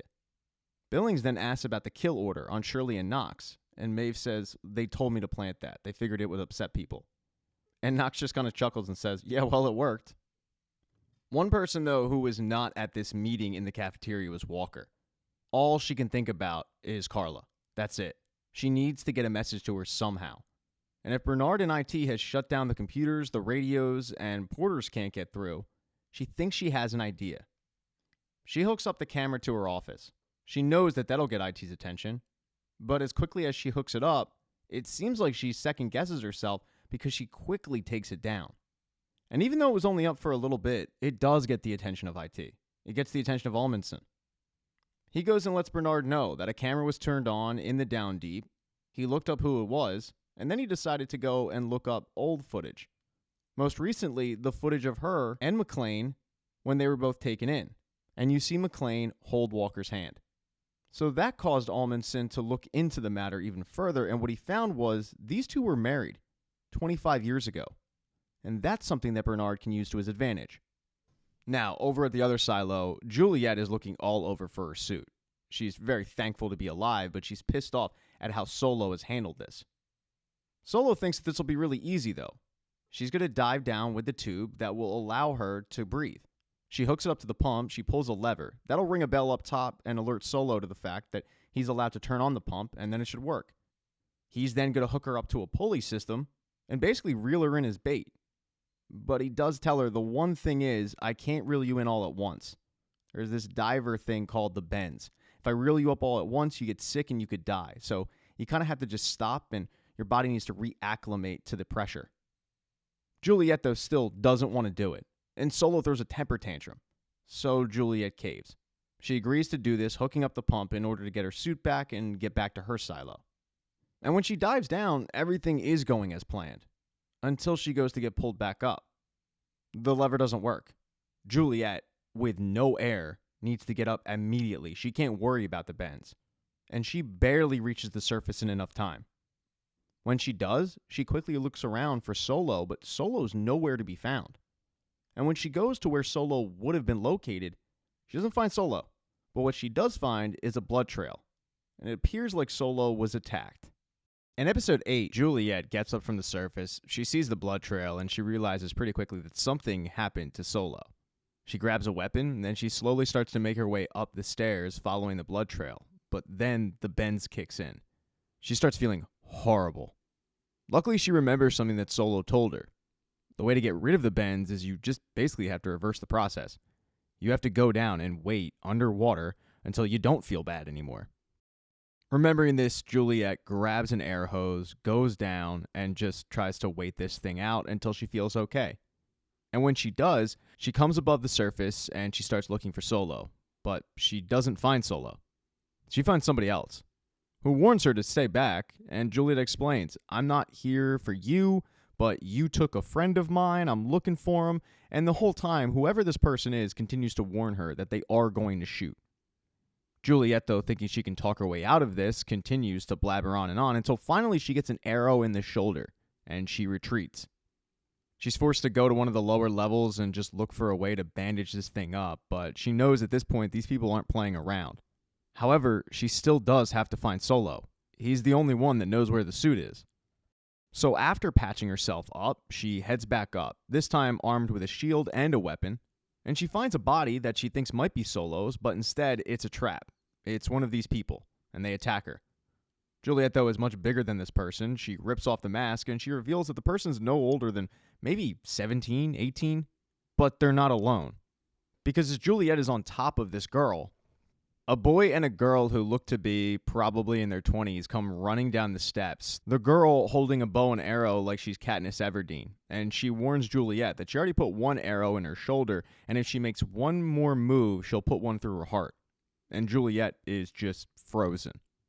Now back over at Juliet's silo, in the Down Deep, things aren't going great. They're quickly running out of supplies and need to figure out a way to get to supply, which is over the barricade. They also know that they need to get some allies from the top because they can't live like this forever. After Shirley writes Cooper's name on the wall full of graffiti that Knox thinks are just people that died in rebellions, she goes and has a talk with Billings. She tells him that while he's down there, he might as well help out, and he says, well, I'll help out as far as the pact allows. She asks him, what does the pact say about stabbing somebody and then blaming others for it? And he tells her he needs proof, but she gets frustrated and says, you know I'm never going to get you proof.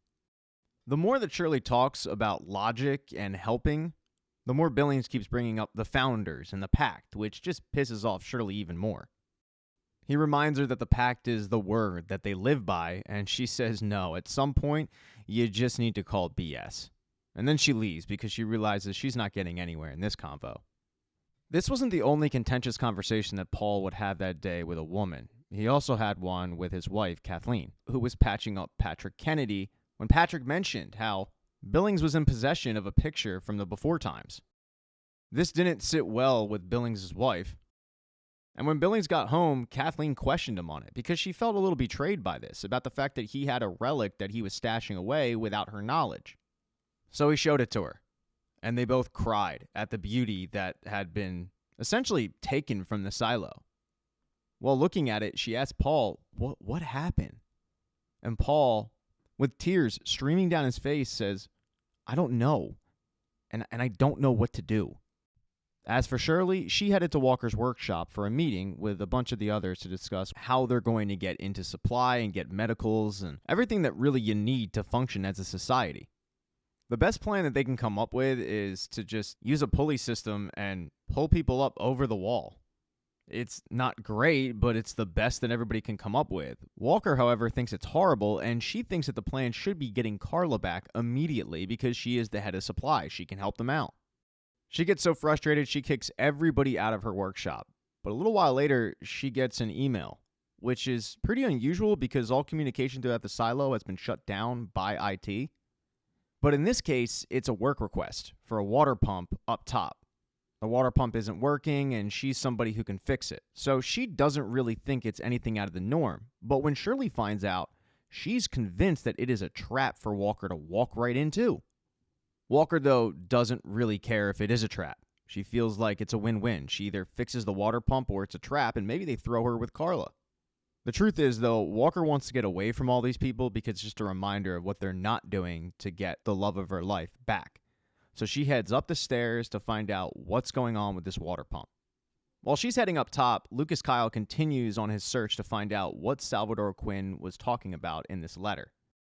At the request of Bernard, he heads to Judge Meadows' apartment to see if he can find any clues there. But what he initially finds are members of Judicial. And they don't believe him when he says, I'm Bernard Holland's shadow, until he flashes a blue badge, indicating that he actually is. And Lucas, who usually is pretty timid, wields this power to kick these members of Judicial out of the room so he can focus. He is able to get a couple words here and there, but he's not able to decipher the whole meaning of the letter. So he gets an idea. He looks up to see if anybody from Salvador Quinn's family are still living in the silo, and he gets a hit. There's a direct descendant of Salvador Quinn living still in the silo, and he goes to pay him a visit. When the door opens up, the direct descendant isn't the one who answers. It's his daughter-in-law. Turns out, these are the people that make the wool for the cleanings, but they also make blankets and stuff like that. And at first, she acts like she's never even heard the name Salvador Quinn before. Then, the direct descendant, a guy named Terrence Pembroke, pops his head out, and when he hears Salvador Quinn's name, he tries to rush Lucas away, but Lucas once again wields that blue badge, and he actually tries to get tough with these people, saying that they can either get questioned down low or they can be taken away.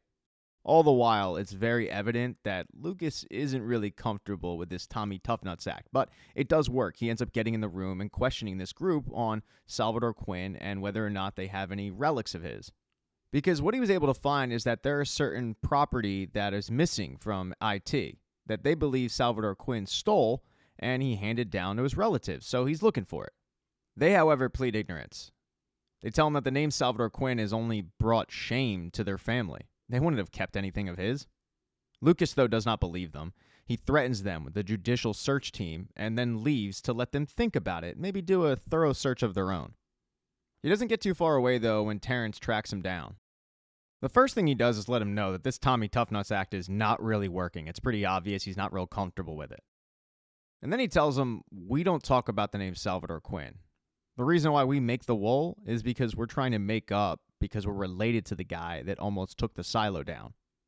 A very frustrated Lucas then heads up top to give Bernard the lowdown on the discussion he had with Salvador Quinn's distant relatives. In a throwaway comment, Lucas mentions how Salvador Quinn was a failure because what they've been taught is that he let the rebels burn the books and the servers and erase any history of what happened previously 140 years ago. But Bernard stops him and says, no, Salvador Quinn was not a failure. Salvador Quinn was a hero. Yes, that is the story we've been taught, but the reality is Salvador Quinn saved the silo. Because what Salvador Quinn realized was that every 20, 30 years, there was a rebellion. Because those before knew about the rebellion. And every single rebellion you had risked the opening of the airlock. So what Salvador Quinn did was sever the silo from its history. He cut off access to the servers, he confiscated the books, and he blamed the rebels. But then his masterstroke was putting something in the water that made everybody forget. Within about 2 months, no one remembered that it was Salvador Quinn who did it. They just remember what they've been told, that it was the rebels. What Salvador Quinn did was ensure 140 years of peace, until now. Armed with this information, Lucas heads back to Terrence's apartment. He apologizes to the entire family for how he acted before, and he tells them that while he can't explain why, he knows for a fact that Salvador Quinn was not a failure and not someone that they should be embarrassed about being related to. The girl who initially answered the door tells him that when Judge Meadows visited them, she tried to tell him the same thing. And the fact that Judge Meadows visited this family was something that Lucas had no idea about. So he immediately wants to know, well, what did she want? She wanted books, same as him. She didn't care if they were relics or they were just regular books, but she wanted them if they belonged to Salvador Quinn, and she made a trade for them. They then pulled out the 3 books that Judge Meadows traded for the 1 book that belonged to Salvador Quinn, which was an old copy of the Pact. This is a big hint for Lucas, who heads to Meadows' old apartment looking for that copy of the Pact, and he finds it. He's able to decipher a little bit of it, and it says, if you've gotten this far, you already know the game is rigged. Lucas, however, was unaware of the fact that by kicking the men out of the apartment earlier, that raised red flags with Judge Sims. He wanted to know why. Initially, he went to Almundson, but Almundson was no help, not willing to tell him any information of what Lucas Kyle was doing. That's when the whole working as a team thing really came in handy, because Camille went and talked to Almundson. She not only reminded Almundson that both Sims and Almundson were close, she also pointed out that what's going on with the silo right now isn't great, that the leadership is not there, and that the man that could fix it is Sims if he had some information. So after hearing this pitch, Almundson caves. He sends Robert a very cryptic email on where to meet, and he tells him where Lucas Kyle was going. The fact that he went to Terrence Pembroke's place, the fact that he took a book from Judge Meadows' apartment, but he doesn't know much. And he also tells Sims, this will be the only time I help you. This was a one and done. So Sims, wanting answers, tracks Lucas down himself, as Lucas was trying to leave Judge Meadows' old apartment. He asks Lucas what he was doing, and Lucas says, I was here because Mayor Holland wanted me to bring him a book. And he shows the Pact to Sims. To Sims, it means nothing, but he does give Lucas a warning that once Bernard gets whatever he wants, he will discard Lucas right back to the mines. You might think you know what he wants, and trust me, I thought I did, but he's always going to be 4 moves ahead of you.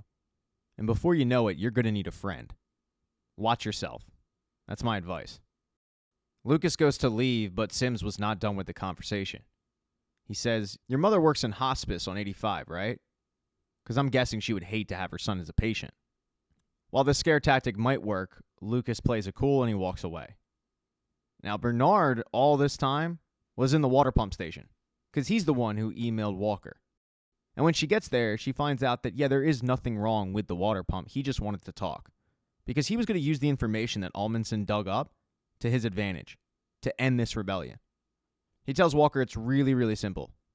If she ever wants to see Carla again, she's going to give him information on how to stop this rebellion in its tracks. And Walker, wanting to save Carla, ends up agreeing to Bernard's terms, reluctantly. She gives up Teddy and the scheme to break into supply and get the necessary items that they currently need. They're all caught. In return, Walker thought she was going to be able to talk to Carla, but no. In fact, she's just able to see her, see that she's alive. She's not even able to talk to her because Carla can't hear her. Bernard tells Walker that no harm is going to come to Carla if she continues to cooperate. Once this is all done, she'll be reunited with Carla. He's also going to need her to return to her workshop and turn the camera back on. And a very frustrated Walker says fine. When she returns, though, she's feeling sick about what she just did, betraying her people. And the first person she sees is Shirley. Shirley gives Walker the update on what happened to Teddy and the team, and Walker has to act like she's surprised by it. Pretty early on in the conversation, though, Shirley notices that something's up with Walker. She's just not acting the same. So when she goes to leave, she tells Walker, you know where to find me if you need anything. But once Shirley does leave, Walker turns to the camera and flips Bernard off. In episode 9, Lucas was able to decipher some more of the message. On top of the whole "this game is rigged" thing, it also says, we think we're the chosen ones, but in fact, we're one of many. The founders didn't just build a single silo, they built 50, which Lucas finds out later is actually 51. And the founders created something called the Safeguard. Then Lucas finally gets the breakthrough that he needs. In Quinn's letter, it says, if you don't believe me, go to the very bottom of the silo. Find the tunnel, you'll get confirmation there. So Lucas goes to update Bernard, but he can't find him. The only person he finds is Almundson, who says, I'm not supposed to disturb Bernard until later tonight. Bernard, though, is busy in IT keeping tabs on Walker. He knows that eventually he'll find out what the Resistance is up to, and he does. Ever since Teddy and his crew got caught, they need another supply. The problem is they don't know who's on their side. Luckily, though, they are getting an ally slowly. It's the Billings family.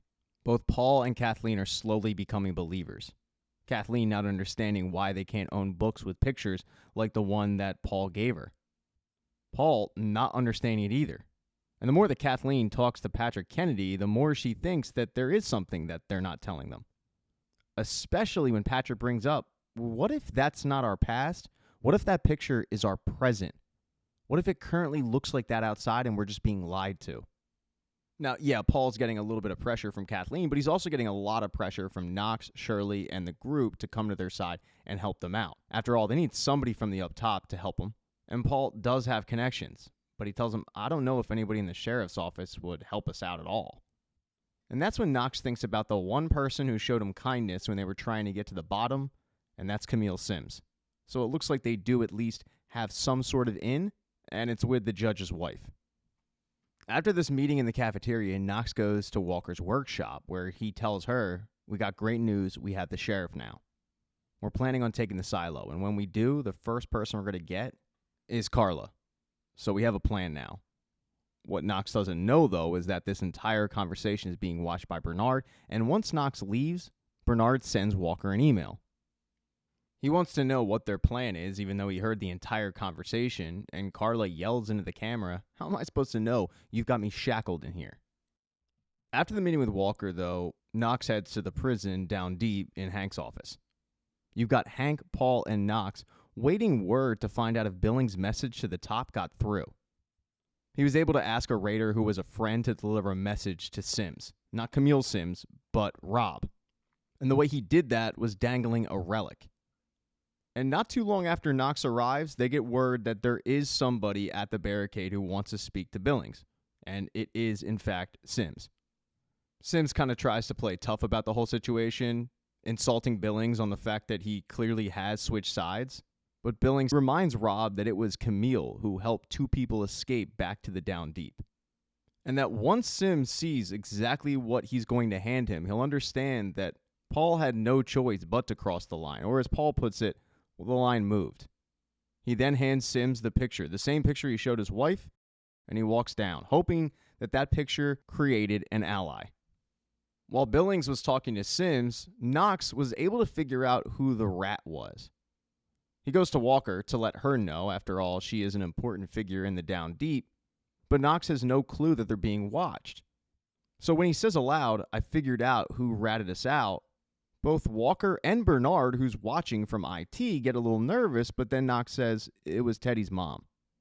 Knox had seen her right at the barricade before the raid on Supply, and he figures that Teddy's mom ratted them all out so that nothing would actually happen to Teddy. While it's unfortunate, Knox also says to Walker, "We can't punish her. I mean, not for trying to protect her son."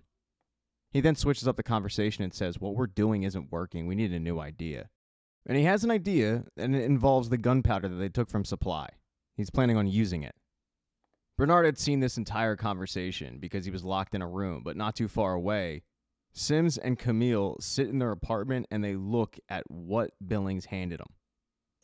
At first, they just wonder if it's real, and they don't know. But then Camille says, "We need to pick a side. They might win if you do what Billings asked. And if they do win, they'll need somebody to run the silo, and that could be you." Rob is a little hesitant to do it because he still thinks that he's seen as the enemy by the Down Deepers, so Camille says, "Fine, I'll do what Billings wants."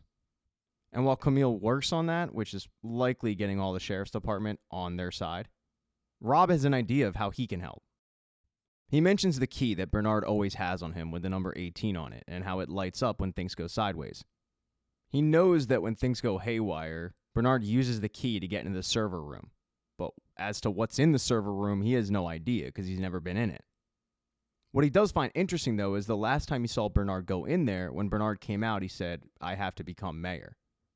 And the only people that have access to the server room is the head of IT or whoever has that key. So Rob is planning on getting that key. That's what Bernard's former second-in-command was up to. As for his current second-in-command, Lucas, after failing to find Bernard, he headed to visit his mom's. He knew that he needed to follow the Quinn letter to get to the bottom of the silo, but in order to do that, he had to go into enemy territory, which was the Down Deep. He didn't want to just leave Quinn's copy of the pact sitting in his apartment or bringing it with him and risking having it taken. He needed to put it in a safe space, so he took it to his mom's. And his mom, who had no idea that he was back, the last time she heard of him, he was sentenced for 5 years into the mines, is very surprised. She wants to make small talk, but he doesn't have time to talk. And they go a little bit back and forth, and finally he just says, "Look, I was a coward before, and I'm not about to be a coward again.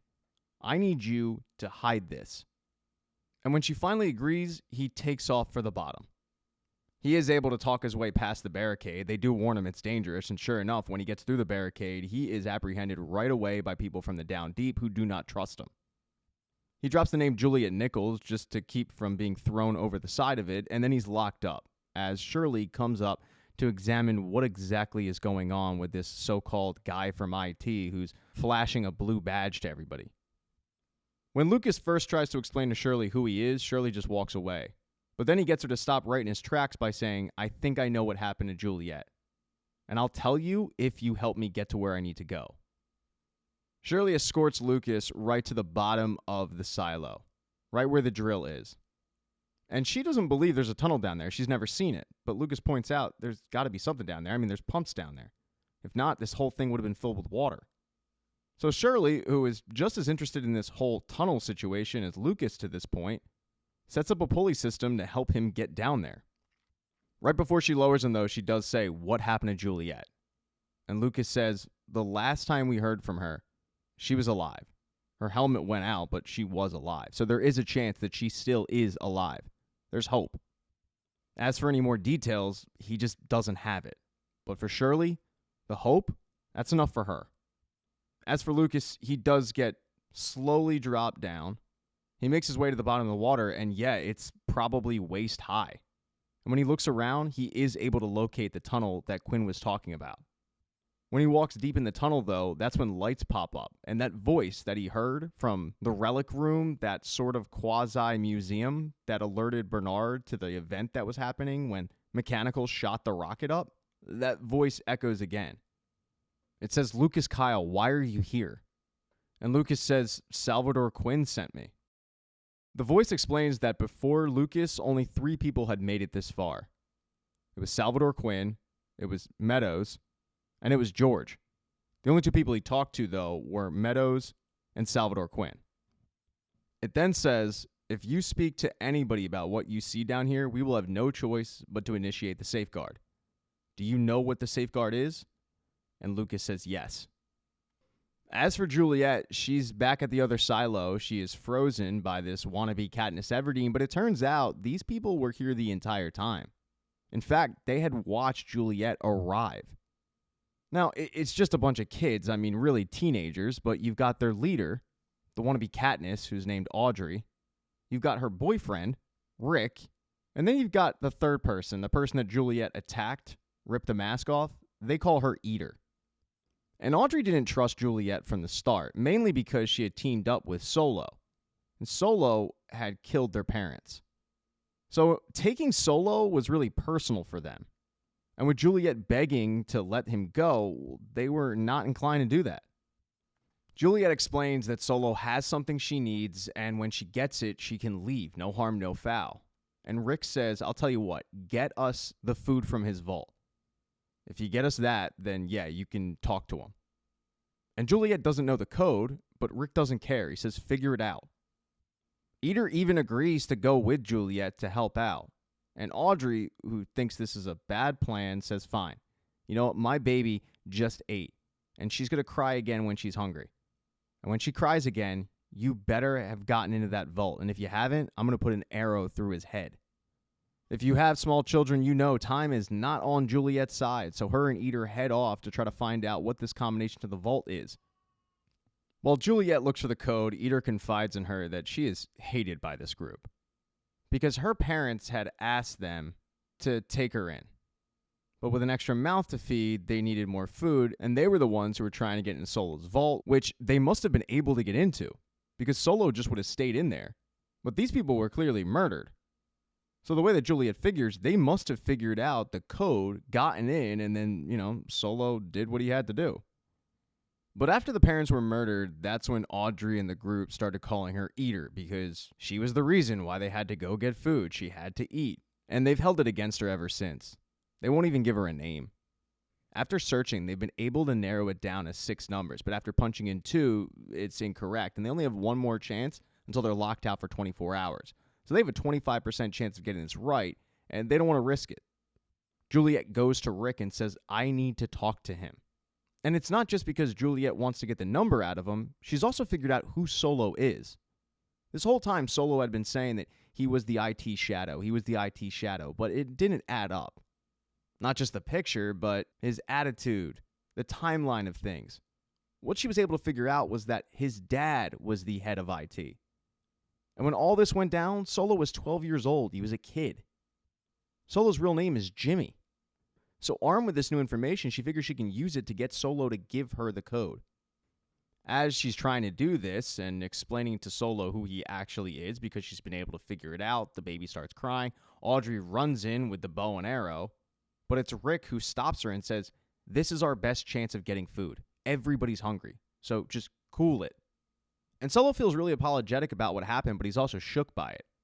He says that he had fallen asleep when they got in, and he left a gun right by the door, which they used to shoot him. In order to kind of defend himself, he trapped them in a room, and they couldn't breathe. They suffocated to death. In order to prove this story is correct, he shows them the bullet wound. Solo starts beating himself up, though, because he thinks he's a coward. When the events in this particular silo happened, his dad locked him in that vault and said, don't open it up for anything. The sheriff, though, grabbed Jimmy's dad. He put a gun to his head and said, open the door, and Jimmy refused. So the sheriff shot his dad right in front of a 12-year-old Jimmy, and he's been shook ever since. But because he didn't save his dad, he's always felt like a coward. And Juliet says, you're not a coward. He would be so proud of you. You did what he wanted you to do. Your dad wanted to save you, just like Audrey wants to save her baby right now. And when Solo finds out that this group has a baby, it changes everything. Now, they don't just have a baby, they have a couple kids with them that seem to be stragglers. But this information gets Solo to open the vault and invite them in. And the vault is beautiful. It's got books, it's got a ton of food, it's got music, and it has Juliet's fire suit.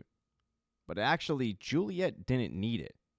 Because as she was searching for the information regarding the code, it led her to Jimmy's old place, the apartment that he grew up in, which had a suit, because the head of IT always had a suit. But even after finding this, Juliet still stuck to her word that she would try to get the code in order to save Solo's life.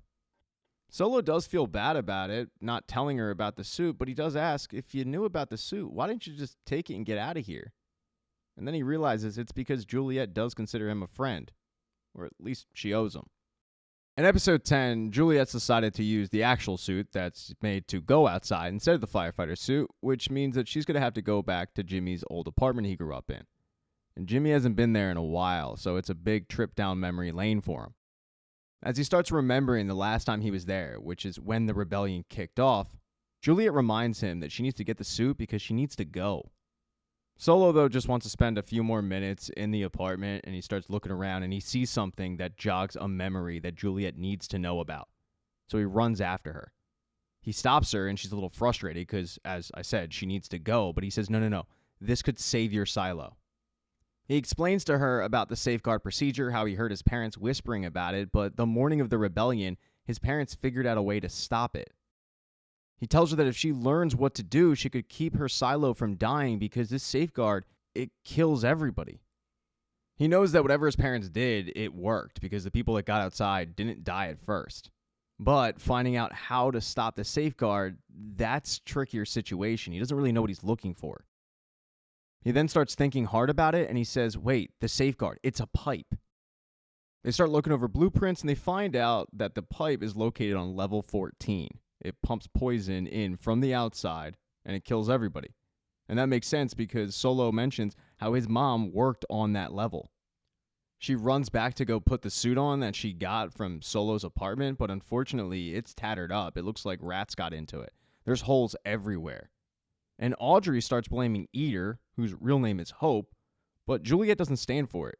She yells back at Audrey, you need to stop. This was not her fault. None of this was her fault. Solo was 12 years old when the events took place. When your parents died, Hope was a baby. Stop fighting amongst yourselves. Don't get mad at each other. Get mad at the people that put us in here. Because right now, all you have is each other.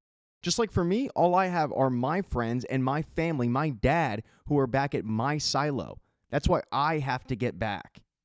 She calms down a little bit. She looks around because she remembers that she has the fire suit, but it's gone. And that's when Rick mentions, yeah, Jimmy just left.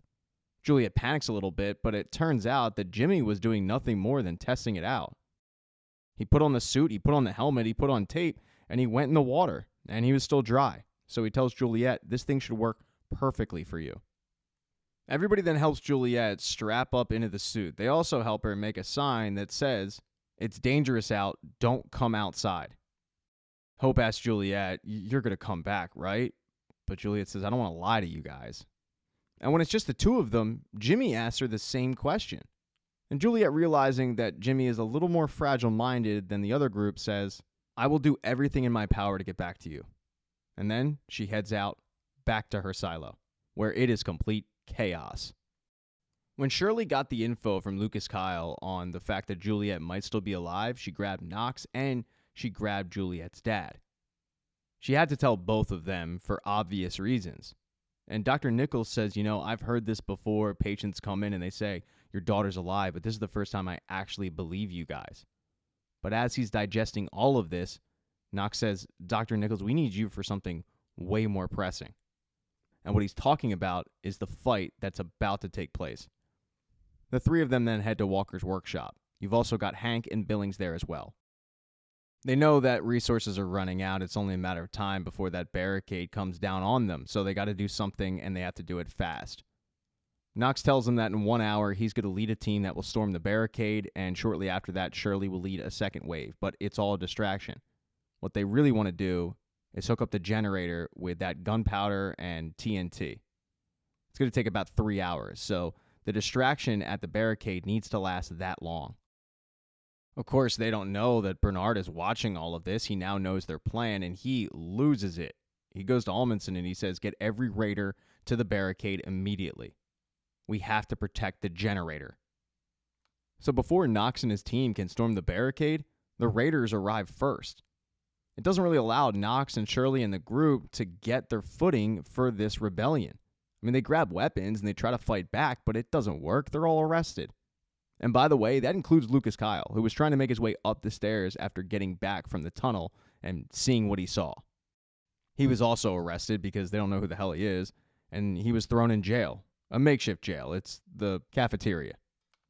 Billings was also arrested because Bernard had told all the sheriffs that Billing had gone off and he was a rogue asset at this point. He had been stripped of being the sheriff. There was no makeshift sheriff. The position was vacant at that point. But he also needed to be brought in, which raised a lot of eyebrows in the sheriff community because they know Paul. They know he's not that type. But they had to follow orders, which included arresting Billings. Yeah, pretty much everybody was arrested. I mean, I'm talking Patrick Kennedy, Knox, Shirley, Billings, you name it, they were brought in. And with everybody being escorted to the makeshift prison, Bernard checks that little key, and there's no blinking going on, so his mind is at ease. He thinks he just avoided a rebellion. The group, though, that had that meeting in Walker's office, they were all brought to a separate prison, and this included Walker. They were thrown into jail where Carla is waiting for them. She's awake, she's responsive, and for Walker, this is great news. Until Amundsen basically rats her out. He tells her that Bernard really appreciates her contribution to the silo and that her and Carla are free to go. But when Carla realizes that it was Walker who was the rat the entire time, she says, "I'm not going anywhere with you." A very panicked Walker looks at Amundsen and says, "I have to talk to Bernard." And Amundsen says, "Yeah, I think for you, he'll make an exception. He'll talk to you." But before Walker goes and talks to Bernard, Carla has a parting shot and says, "I hope he sends you out to clean." Walker gets her meeting with a very relieved Bernard, and she says, I got a story to tell you. The generator's pretty loud down there, and it caused us to create a hand signal type of way to communicate. And we got so many hand signals, you can basically have a full conversation going on without ever actually opening your mouth. So with this makeshift sign language, when Knox first came into her workshop, she signaled to him that they were being watched, and he changed his tune right away. So that whole thing about the generator and all of it, it was a ruse. It was a diversion for the real plan. The real plan had the sheriff's office, or at least most of them, on their side. While Walker is talking to Bernard, Knox, Shirley, Carla, Paul, they're all let go. The second wave of this was Dr. Nichols' involvement. He, as a doctor, would be able to get through the barricade. They were going to strap Hank up in a Raider uniform, put him on a gurney and make it look like he needed medical attention in order to do that. But in reality, there was just a bunch of TNT there. While Bernard's men were looking at a generator that they never intended to blow up, what they really were going to blow up was the stairs. Unfortunately, though, on the exit, Dr. Nichols dropped the trigger, and there was only one way to detonate. Someone had to do it, so he volunteered. Right before he told Hank to get out of there, he gave Hank Juliet's watch that was given to him. He said, "If she is alive and she comes back, you give this to her, and you tell her that she was perfect, and she was always perfect." And then he blows himself up, but he destroys a lot of the stairs in the process. When Bernard hears the explosion, he gets really mad and he asks Walker, "What did you do?" And with a shit-eating grin on her face, she says, "Oh, not just me," and she dumps out all of the deputies' badges. With the sheriffs on their side and the stairs between 92 and 90 completely destroyed, the Down Deep have taken over. They're able to free all the people that were arrested and they start heading up, with the goal to take over IT, which they should be able to easily do with all the raiders down low. With a very shell-shocked Bernard trying to figure out how he's going to save IT, he finally runs into Lucas Kyle. Lucas gets really close to him and says, "I need you to act like we are having a very serious conversation, because if they hear this, they will kill all of us." He then tells Bernard that he solved the code, and he seemingly tells him what he saw in that tunnel. Although we don't know what exactly he did see, we don't hear the conversation, but he does tell Bernard, "That's why Meadows quit, and that's why I quit." And whatever it is that Lucas Kyle told Bernard, it has Bernard completely floored. I mean, shook to his core. He starts slowly making his way up the steps. He runs into Sims, and he says, "Hey, you still want to be my shadow? Here you go. It's your job." And he just hands him the key with 18 on it. Lucas, though, went right to his mother's place. That's where he wanted to be when he felt like it was all going to end.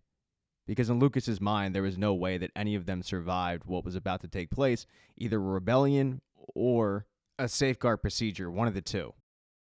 As he's talking to his mother, Sims busts in with a gun, demanding to know what Lucas told Bernard, because it's pretty clear whatever it was bad. And Lucas, who is giving big "I don't give a fug" attitude, tells Sims that Bernard made the mistake of thinking that everything was okay because the key wasn't lighting up, when in reality, the key wasn't lighting up because it's over. Sims asks, "What's over, the rebellion?" But Lucas says no. And I can't tell you. In fact, I won't tell you. So you're going to have to kill me. It's not going to matter. You should go, use the key, get in the vault, see the legacy while there's still time. You'll know when you see it. That's what Sims does. He grabs his wife, his child, and he heads into the vault in IT. He hears the same voice that talked to Lucas Kyle in the tunnel. And when it asks Rob what he's doing there, Rob says, "I'm here to save the silo." And the voice says, "I want to do the same thing. So what I need you to do is take you and your son and leave. Camille can stay." As for Bernard, he went to his apartment. He grabbed the suit that was made for him, and then he went to the sheriff's office that was right by the door, and he locked himself in. With the rebellion breathing down his neck, they were demanding answers. But Bernard was not going to give them any. Not after what he heard. He was planning on going outside. The entire rebellion, though, is frozen in their tracks when they see outside Juliet show up. And they all celebrate. She goes up to the camera, she cleans it, she shows her face, she shows the sign that says, "Not safe, do not come out." And then she waits to get inside. After about a minute, the door opens up. She starts making her way down the stairwell. But when the door to the outside opens up, it's not a welcome party. It's Bernard pointing a gun at her. She's pretty taken aback, but she does say, "If you wanted to shoot me, I'd be already dead by now." Bernard, though, tells her there's no point trying to save them. It's out of your hands. It was never in your hands. It was never in my hands. It was never in any of our hands. And Juliet says, "Why? Because of the poison they can pump in?" "Yeah, I know about that. Now, I don't know who would do it or why they'd do it." And Bernard says, "I know the who, but I don't know the why, and I don't really care. After all I've done, after all I've sacrificed to find out that it never really mattered." I mean, even the term, safeguard procedure, it's an innocuous term that means that they can kill us whenever they want. But Juliet says, "No, maybe not. I think I figured something out." But then she starts to hear the vault door close, and instinctively she goes to go inside of it. She doesn't want to get locked out. But Bernard tries to stop her, knowing what's going to happen when that door closes. So he tries to grab her, but Juliet pulls him inside. And the reason why Bernard was trying to stop her was because after the door closes, that little room becomes an incinerator. And both Bernard and Juliet get lit up.